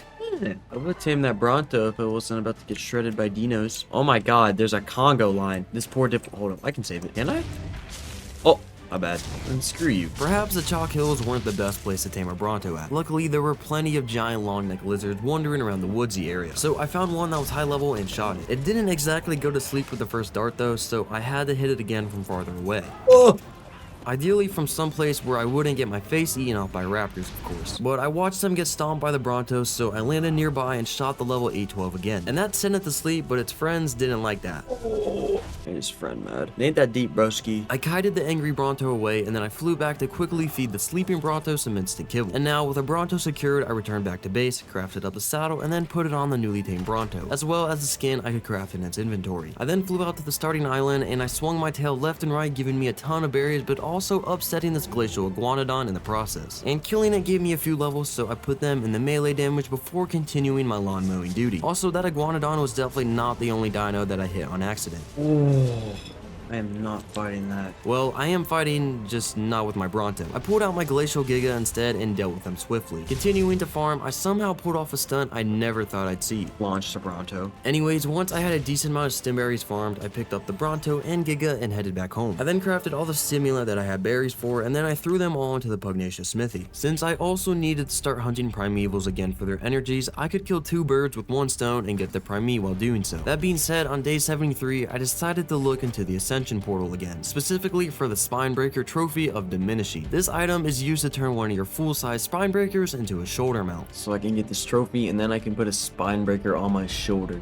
And I think that it's good, okay? I don't totally know how it works. Let's get to killing primevals. I was missing the energies of the Broodmother, Dodorex, Dragon, and Indominus Rex, as well as a Manticore and a Wild Spinebreaker's tribute. Basically, everything. My first stop was by the 2 Dodo Wyverns and 2 monkeys that always spawn at this exact same spot. This time, I was only here for the Megapithecus though, so I made quick work of one of them, then continued on into the swamp, where I then found and killed a primeval broodmother. Next up, the dragon. I spotted one just below a mountain, so I ran up on it. I also still remembered the general area where I had killed a manticore before, so I flew back over there, and sure enough, I found one chilling on the edge of the redwoods. I couldn't really hit it with my Giga though, as it was just hovering above, but I shot it with my long neck before munching it. I then flew back home to see which energies I was still missing. Dodorex and Indominus Rex. Before heading out to take care of those though, I wanted to get more prime meat cooking, so I ran out with my Giga and killed a bunch of Brontos and Diplos in the Chalk Hills. Now back at base, I grabbed whatever cooked prime meat I had, and I made a bunch of healing tonics. Now with those crafted, I could get back to killing bosses. I marked this Dodorex and flew out to kill it, but I actually forgot to bring my Giga with me, so you know, I gotta go back and get that. At least the Dodorex could enjoy life for a few extra seconds. But once I was back, I ended its suffering. That leaves the Indominus Rex as the last primeval that I gotta kill. And of course, I looked it up in the creature finder and flew out to take it out. With the hitman duty now over, I made it back home safely safely just as the day came to an end. There was just one more thing left to do, and that was to take out another spine breaker. So I grabbed one of mine, hopped on the Pteranodon, and I headed out to find one on day 74. There was one basically at the same spot as the first one, but I didn't want to bring it into the cave again. So instead I posted up on top of the cliff and I started shooting down on it from above. This is gonna take a while, but it's gonna work, seems to. Yeah, the spine breaker was definitely not the brightest. I couldn't complain though, as I was basically killing a free tribute. I kept shooting rockets until it died, and I got a bunch of cool stuff from killing it. A fresh pair of tech kicks, 550 element, and an insane long neck rifle. I also had everything to craft the spine breaker sacrifice again, so I flew back home to get it crafted. With the help of 15 element, I was able to turn the sacrifice into the spine breaker trophy. Okay, let's see how this works. Pick up. What? Okay, I have it on my shoulder. Let's go test this out. I found a Bronto and hit it to make it angry at me. Of course, it stomped me right away, but that was all part of the plan. The spine breaker then used its death ball ability, and it literally sucked the life out of the Bronto.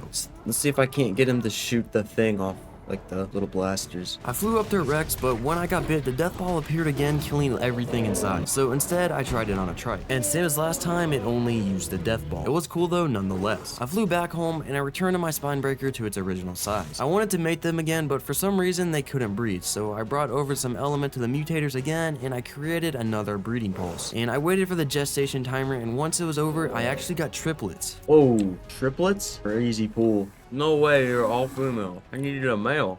For the most part of day 75, I stayed home raising up the babies. And once they were all imprinted, I waited for the parent gestation timer again, and this time the baby was an actual male. After waiting for just a bit longer, the spine breakers matured all into adults. So I took one of them out to level them up by killing primeval dodo wyverns and monkeys. Since I wanted this spine breaker to be solely my shoulder pet, I leveled all of its points, and I mean all of its points in the melee damage, and I then ran back to base with it. So now to test it out, I hopped on cotton candy, and I hit a nearby Anki, resulting in, well, you already know what. So I just upgraded all the melee into the spine breaker that I threw on my shoulder. So now whenever we fight something, it should be super strong. I also had a quick look into my industrial forge as the day came to an end. And since it looked a bit empty, I decided to go on a little metal run on the early morning of day 76. And as the sun rose, I decided to head back home. I slowly waddled the Anki back to my forge, and I transferred all of its metal over to it. Okay, I think it's now time that I start mass raising glacial gigas for the boss fights. But for that, I'm gonna need a base expansion. I'm gonna get to farming. I kicked things off by getting up a ton more stone farmed with Bali. Next up, I crowded up my theory and brought it over to the redwoods to farm a few metric tons of wood in mere seconds. I then transferred all my resources into the smithy and actually made one more trip back to the redwoods. This time with Bali though, as he was really good at farming thatch and dealing a ton of damage apparently. Or that's what I initially thought at least. Oh my, I was like, did my Dodic just do 230,000 damage? But I realized my shoulder pet hit it. That's sick. Anyhow, with all that thatch farmed on day 77, I flew back to base to start crafting all the behemoth gates. After those finished crafting, I went outside and pulled out my Glock, and I picked up a few of my gates so I could expand them outwards. I made a sort of a semicircle in the middle of my gauge, which expanded the real estate by quite a bit. Hopefully it would be enough to house the army of gigas I was about to bring to life. Brother, these weird tamed dinos, oh, you can claim them. They spawn in all around these chalk hills. Yeah, I'm not really sure why these tame dinos exist, but anyways, I hatched 2 giga eggs that were already inside my incubator for a hot minute. Plenty of space to raise a glacial giga army. Besides that, I leveled up the few gigas that were just chilling in my compound, and I brought them closer to the new area. I then crafted 1 giga saddle, and I used that to light up my gigas properly. Finally, I brought the male over, and I began mating on all of them. The 2 baby gigas were also ready to be imprinted by now, so I cuddled them both. I then picked up my egg incubator as I wanted to move that closer to the new area, but I also had to power it over there somehow, so I looked into making a tech generator. As usual, I went out to look for an unfortunate crab that would be kind enough to donate me some polymer. I made a quick trip back to base on day 78, and I picked up my eggs my gigas laid while I was gone. I then went back out to find a crab. Soon enough, I came across one swimming in a little pond, so I grabbed my fair share of polymer and I headed back out to craft the tech generator. I placed it outside on my platform and I powered it to see its range. I then made a little platform for my egg incubator to sit on, and I filled it up with giga eggs so I could start the hatching process. Since I was upgrading the tech appliances, I also decided to craft a tech trough to keep my dinos well fed. So I crafted the 50 necessary electronics and I made the trough. I then slapped it down behind my incubator, and I also crafted up another fridge where I would store the eggs for later. While waiting for the first batch of gigas to incubate, I decided to go out and farm a bunch of meat for my new trough. Farming up a bunch of meat for these baby gigas. I really just need a ton, man, to just throw out the bosses. While I expect to do most of the work, my spine breaker and the spine breaker on my shoulder, it's still good to have this extra DPS. Back at base, all the eggs were ready to pop, so one by one I hatched them all and I spaced them out around the hatchery. With my new compound expansion, I had a few wild creatures spawning inside the base and they weren't exactly friendly, so I wanted to secure the compound once again by spamming a few more foundations here and there. I'm gonna make a bunch of foundations to spam off so I can hopefully stop stuff from spawning. After they finished crafting, I spaced them out around the new area. While raising my gigas on day 79, I noticed a little kipper running around my compound, and it's been a few good days since I last tamed one. I think I need me a new one. However, I couldn't exactly fight the fish myself as my shoulder spine breaker would just annihilate all of them. So I tried to get on one of my spine breakers and shoot rockets into the water, which killed all the fish inside, but it also auto-harvested all their corpses, leaving me with no fish to feed the little guy. Well, okay, I think I'm gonna hatch one more batch of gigas, imprint those, and then we'll farm more health tonics. And then maybe do dabble in a little boss fighting, you know? Casual boss fighting. That being said, I hatched the second batch of gigas, meaning it was time for raising. More raising. Boy, do I love raising. I'm going insane. The raising continued into day 80, but I also went outside to check on the actual item I needed to craft for the final boss fights. Let's make the Ascension Arena where you fight the bosses. It did have a bit of an ominous description, but that's nothing that could stop me from going for it. I was determined to beat this mod. Okay, I'm gonna need to craft up a bunch of Giga saddles now. There's no point in upgrading them because they're gonna die. That being said, I grabbed the hide that I had stored away in my storage box and I farmed up a bit of fiber. Bringing it back to the smithy, I could only craft 10 of the saddles, meaning I had to go get more metal again. I grabbed Spunk and flew out to the redwoods again, where I proceeded to bite through various metal nodes, and I ended up coming home to smelt it just before the end of day 80. On day 85, I crafted up a bunch more Giga saddles and brought them all over to start saddling the already adult Gigas. Once the rest of the Gigas finished growing up, I distributed all of my saddles and then started crowning them up. I didn't have a saddle for every single Giga, but that wouldn't make much of a difference anyways. Decent amount of Gigas. So I got my spine breaker on my shoulder. This is my good spine breaker. Try this guy. I think you need to start the first fight, and I know where I want to do it. I'm pretty sure. Don't want to do this near your base because, you know, you summon an old boss. I think this is a good spot because I can shoot down on it. But once I actually placed the arena down and I had a look inside, I realized that I had a bit of farming left to do. 1,500? Yeah, okay. I gotta get more element. That's good to know. Shoot, I'm actually gonna have to kill a bunch of stuff. I gathered all the element I had, but it was definitely not enough to even start the boss fight. So I headed out my Pteranodon to look for more open world bosses. The search continued into day 82. However, I couldn't see any boss health bars anywhere. I even looked for the third trike in the creature finder, but there were none. Thinking that my ascension portal had somehow managed to bug out, I flew back home, picked it up, and then replaced it, and then flew back out to do another lap around the map. But once again, I couldn't see any bosses spawning in. It's clapped. Most of day 83 was also spent flying around the map looking for bosses, but without any luck. Damn, bro. Ain't no bosses spawning. Maybe this ascension portal is broken. So I crafted a new portal and placed it down. I then looked through the creature finder, but no bosses had appeared yet. So I flew out with my Pteranodon to do yet another lap around the map with hopes the bosses would start to spawn in again. Alright, well, looking like I'm not gonna be able to get anything to spawn in right now. I don't know why the bosses aren't spawning. In the meantime, I guess I'm just gonna farm more health potions for the boss fights. There's not really much else I can do. So I flew back to base, grabbed up my Bronto, and I headed out to farm stimberries at the starting islands. I also brought a Giga with me to keep anything that I accidentally hit at bay. A personal bodyguard, you could say. I returned back home on day 85, and I brought all the freshly farmed stimberries over to my chemistry bench and then turned them into stimulant. While those brewed up, I collected a few Giga eggs, and once I got back, I transferred all the stimulants over to the Pugnacia smithy, and I made another 40 healing tonics. I then noticed a red drop with a ring coming down, so I went over to grab it, and inside I found a hazmat mask, some instant kibble, and a Giga saddle. Anyways, it was about time I headed back out to look for bosses again, but instead of a boss, I found a Pugnacia mech. What are the odd Pugnacia mechs drop element? We were about to find out, except I brought a Giga without a saddle. Oh my god. Luckily, I had a spine breaker on me though, so I ran in and shot rockets at the mech, killing it instantly. Element dust? While I was out here surrounded by all these skeletal dinos, I took down a Giga and hoping that it would drop a little bit of element, but to no avail. Nope. But they did drop a variety of tonics, including the healing ones. So I killed another skeletal Giga, and as I was about to head out, I finally noticed a boss had spawned right in front of me. I'm yet to take on the Scorpion, so it was about time that I found out what it could really do. I threw out my spine breaker a little further away from it and ran up to fight it from above. Oh. What? Yeah, as it turns out, it could teleport me to it, so cheesing it from a safe distance was not an option. Oh, and did I mention it could also pick up my spine breaker? It's knocking me out. It picked me up? Thankfully, it let go of me really quickly as well, so I skedaddled out of there and I opted to fight the third trike instead. Stuff's spawning now. I'm gonna go do that.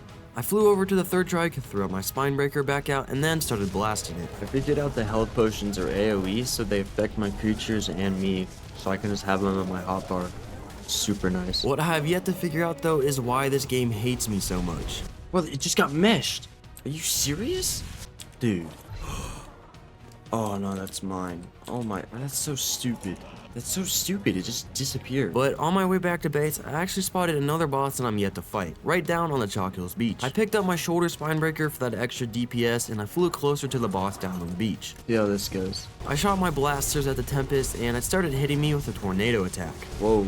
Right, yep, he's spawning a death ball now. Oh yeah, it's getting shredded. The death ball is crazy. Yeah, getting the shoulder mount spine breaker was definitely a worthwhile little upgrade. I mean, it literally shredded through this boss's massive health pool in just a few minutes. Not even gonna need to pop a healing potion for this. Sir, oh, this one dropped 550 element. Sweet, dude. On top of that, I also got a nice pair of Ascended Tech gauntlets. I was now only missing the chest piece and the helmet, but the one I had was already really good. Knowing I could easily take down a boss with over 100 million health, I decided I would give the Skarner Scorpion a chance again. Try and fight this thing again. Let me get more full bore journey potions. Dude, I just don't like how it picks me up. Anyhow, I grabbed the potions from base and I flew back out to fight the Scorpion. I fired a couple of missile barrages at it before it teleported me to it again. I think I can kill it though. It did pick me up every now and then, and I realized that wasn't even an issue though. Most of the damage it was dealing came from its rapid tail attacks. Dude, this better give me all the element I need.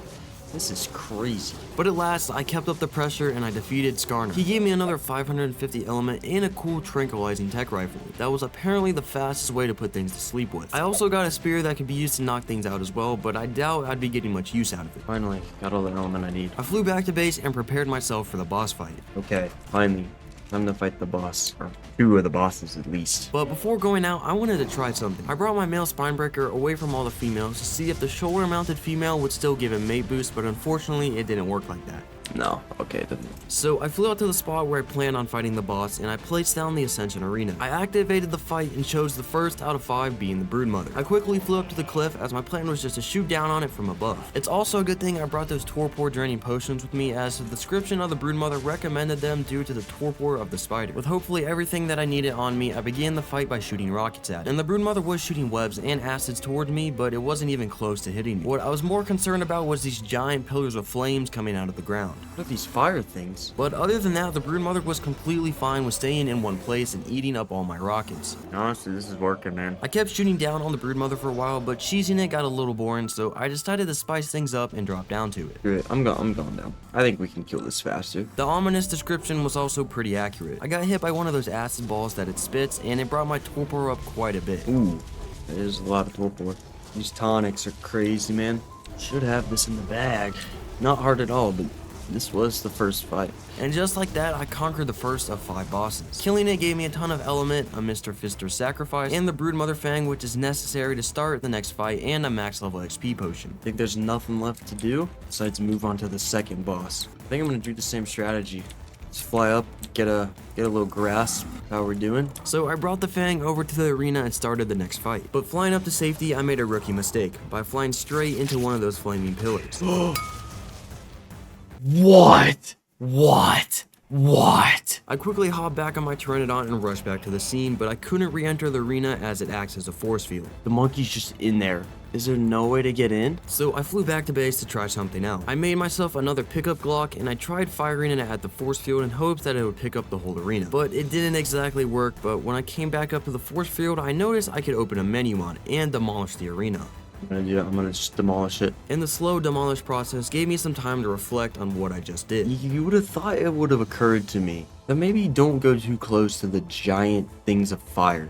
I think I'm gonna have to redo this. I have the element to, as long as I can get to my body. With the arena demolished, the monkey boss disappeared as well, and I could go grab my stuff. Crazy mistake on my part. Live and you learn, I guess. Back at base, I first took care of some uninvited guests, and I then used a max experience potion on another spine breaker. All into melee. But this one already had a few levels put into health, so it wouldn't be a perfect first shoulder mount. Instead, I grabbed one that didn't have any levels on it, and I flew down to my favorite primeval killing spot. I then killed the monkey and Dodo Wyvern and leveled everything in the melee. I returned back to base on day 87 and I put the spine breaker back up on his shoulder. Oh my god, I don't have enough element. To craft another arena, I was missing a bunch of stones, so I quickly gathered some with Bali and I made my way to the new arena. Let's just go try and pack up this third trike real quick. Thankfully, this trike didn't pull a Houdini on me and I actually killed it. There we go. Okay. Got all the element. Let's try this again, man. I made a brief stop back home to store some stuff away and then I flew back out to the spot. I placed down and activated the arena once again, starting with the broodmother. The plan was the same as last time. I perched up on one of the edges and started firing at the broodmother. Should be good from the fire. Alright. I'm going down. Slowly but surely, I drained its health all the way down to 0. Next up, the monkey. Okay. One down. This time, I decided to throw out a few of my gigas just to see how much of a fight they would actually put up before they, die. I think we'll do about 4 gigas. Once they were ready, I summoned the next boss and I whistled attack on it to start the fight. Oh, they're gonna die so quick. Oh my god. In fact, they didn't even survive 6 seconds. All 4 of them got folded straight away, so it was up for me to clutch. Good thing it doesn't do torpor or anything. I returned back to base on day 87 and I put the spine breaker back up on his shoulder. Oh my god, I don't have enough element. To craft another arena, I was missing a bunch of stones, so I quickly gathered some with Bali and I made my way to the new arena. Let's just go try and pack up this third trike real quick. Thankfully, this trike didn't pull a Houdini on me and I actually killed it. There we go. Okay. Got all the element. Let's try this again, man. I made a brief stop back home to store some stuff away and then I flew back out to the spot. I placed down and activated the arena once again, starting with the broodmother. The plan was the same as last time. I perched up on one of the edges and started firing at the broodmother. Should be good from the fire. Alright. I'm going down. Slowly but surely, I drained its health all the way down to 0. Next up, the monkey. Okay.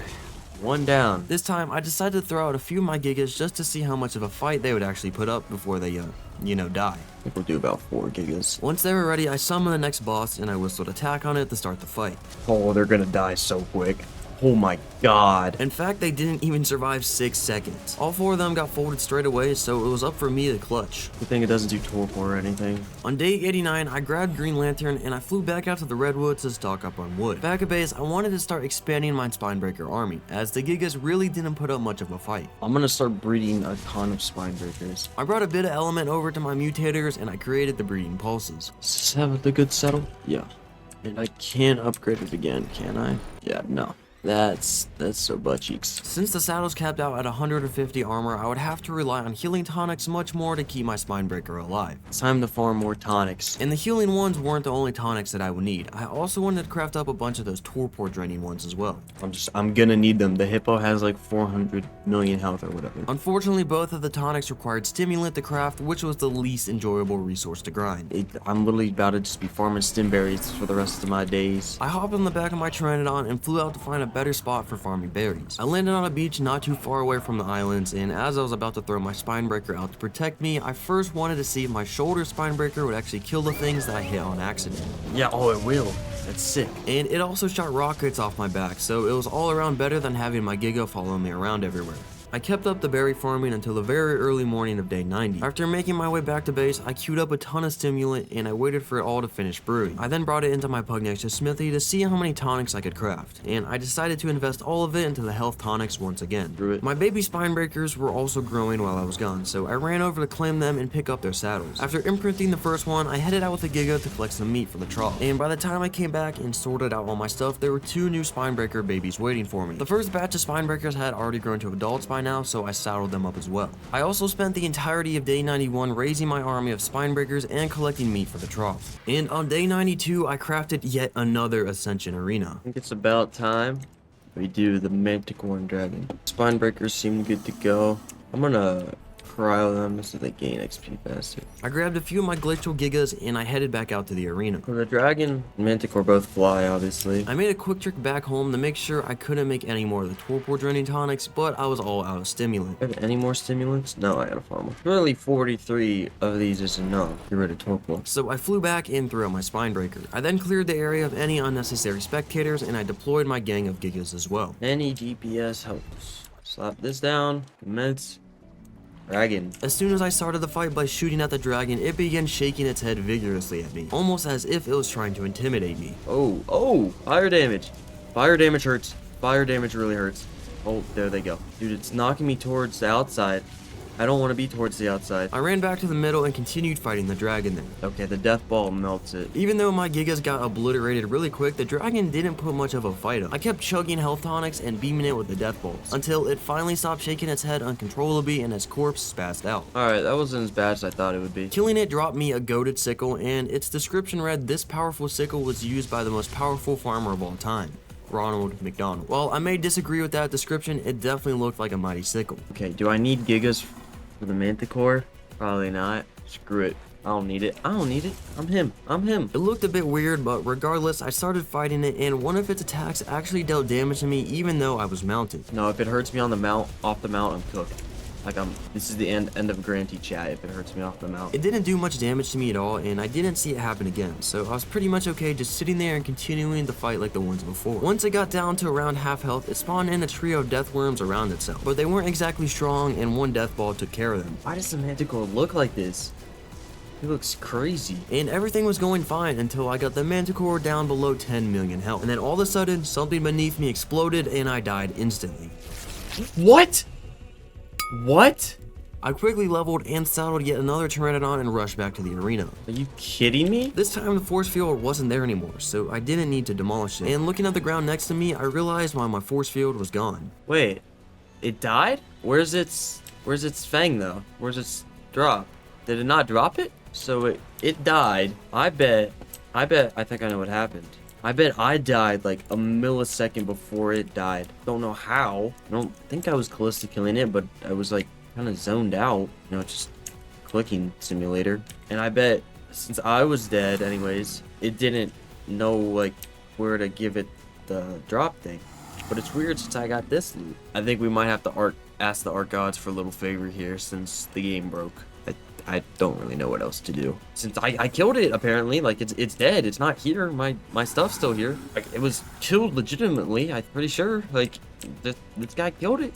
It just didn't work. It didn't give me the drop. That being said, I demolished the arena once again and flew back home for the night. On day 93 and 94, I decided to raise up a bunch more glacial gigas, so I stuck around the base, killing things for me and imprinting the babies. On a side note, I had a tiny issue with my stack mod on day 93, so I replaced it with a different one. However, this somehow ended up deleting all of my resources, which I only noticed as I tried to repair my flak chest piece. But anyways, on day 95, I first went out to get meat for my trough, and when I returned back home, I actually decided to try out the new weapons I got from the bosses. I mean, a test dummy was literally walking right next to me. I had no other option but to try him out. How these weapons work? I threw out all my spine breakers as I wanted to level them up in preparation for the final boss fight. Your mom. I mean, the giant hippo. I got on the first one and ran down to the primevals. And after killing the monkey, I dumped all the levels in the health as I wanted these spine breakers to survive the fight as long as possible. While I was waiting for the primevals to respawn, I got back to farming on day 96, starting off with a bit of metal, of course. I must feed my addiction for one last time. After that, I gathered a few other essential resources like stone, thatch, and wood as I needed those to craft another ascension arena. On day 97, I literally just leveled another spine breaker. Yep, that's it. That's all I did. I started day 98 off by picking up all the spine breakers and bringing them over to the arena. I threw them all out and gave them their last levels before the fight, then returned back home to grab the Gigas and Rexes as well.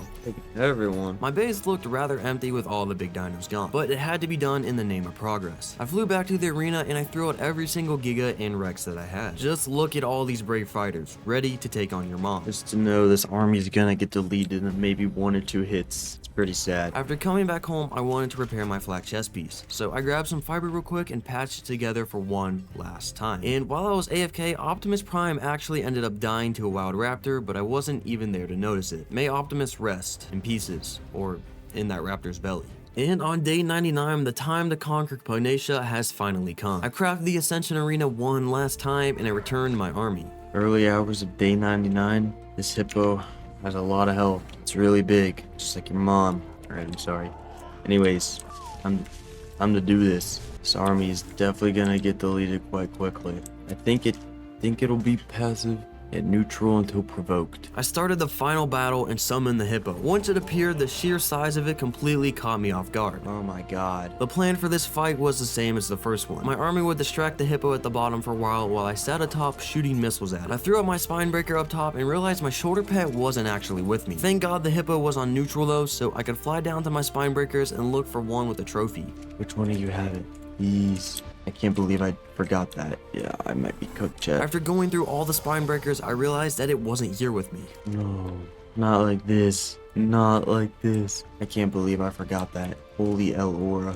Think I'm cooked, chat. I couldn't turn back now though. I had to commit to the fight, with or without my shoulder spine breaker. So I hopped on mine and I whistled attack on the hippo and utter chaos unfolded. Oh my god.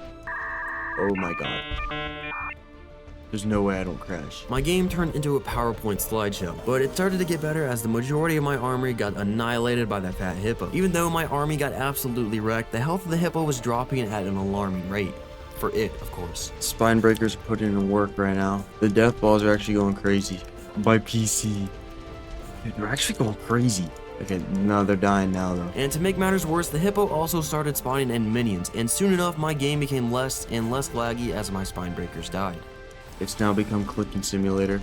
Now my army actually put in work, dude. How is there still a glacial giga alive? Perhaps I spoke too soon though. Oh, he's done. The rest of the fight looked exactly like this. I stayed perched up on the little edge firing rockets down at the hippo. It also spawned a Tempest boss right on me, but it served no other purpose than postponing the inevitable. No way, there's another! If I kill this one and another Tempest floats up, I'm gonna lose it. After killing both of the Tempests, the hippo was at its final 100 million HP, and it summoned an elemental Titanosaur. Ooh, hey there. Oh, it can hit me. Oh my god! I've never fought this guy before. This is not optimal. It wasn't really dealing a lot of damage, but it was constantly bombing my screen, making it hard to see what was going on. Dude, I'm really tempted to dump down there and just send it, you know? But I held myself back, and I stayed on top of the ledge shooting rockets down at him. Ooh, it spawned a Kraken. Haven't fought one of those either. I killed the Titanosaur, and the hippo only had around 20 million health left. And I also noticed that it spawned a spine breaker, so now I really don't want to jump down there at all, as that means certain death. His death ball would just clap me. And the third trike's just walking around down there. There's so many bosses, things summoned. I'm gonna get it though.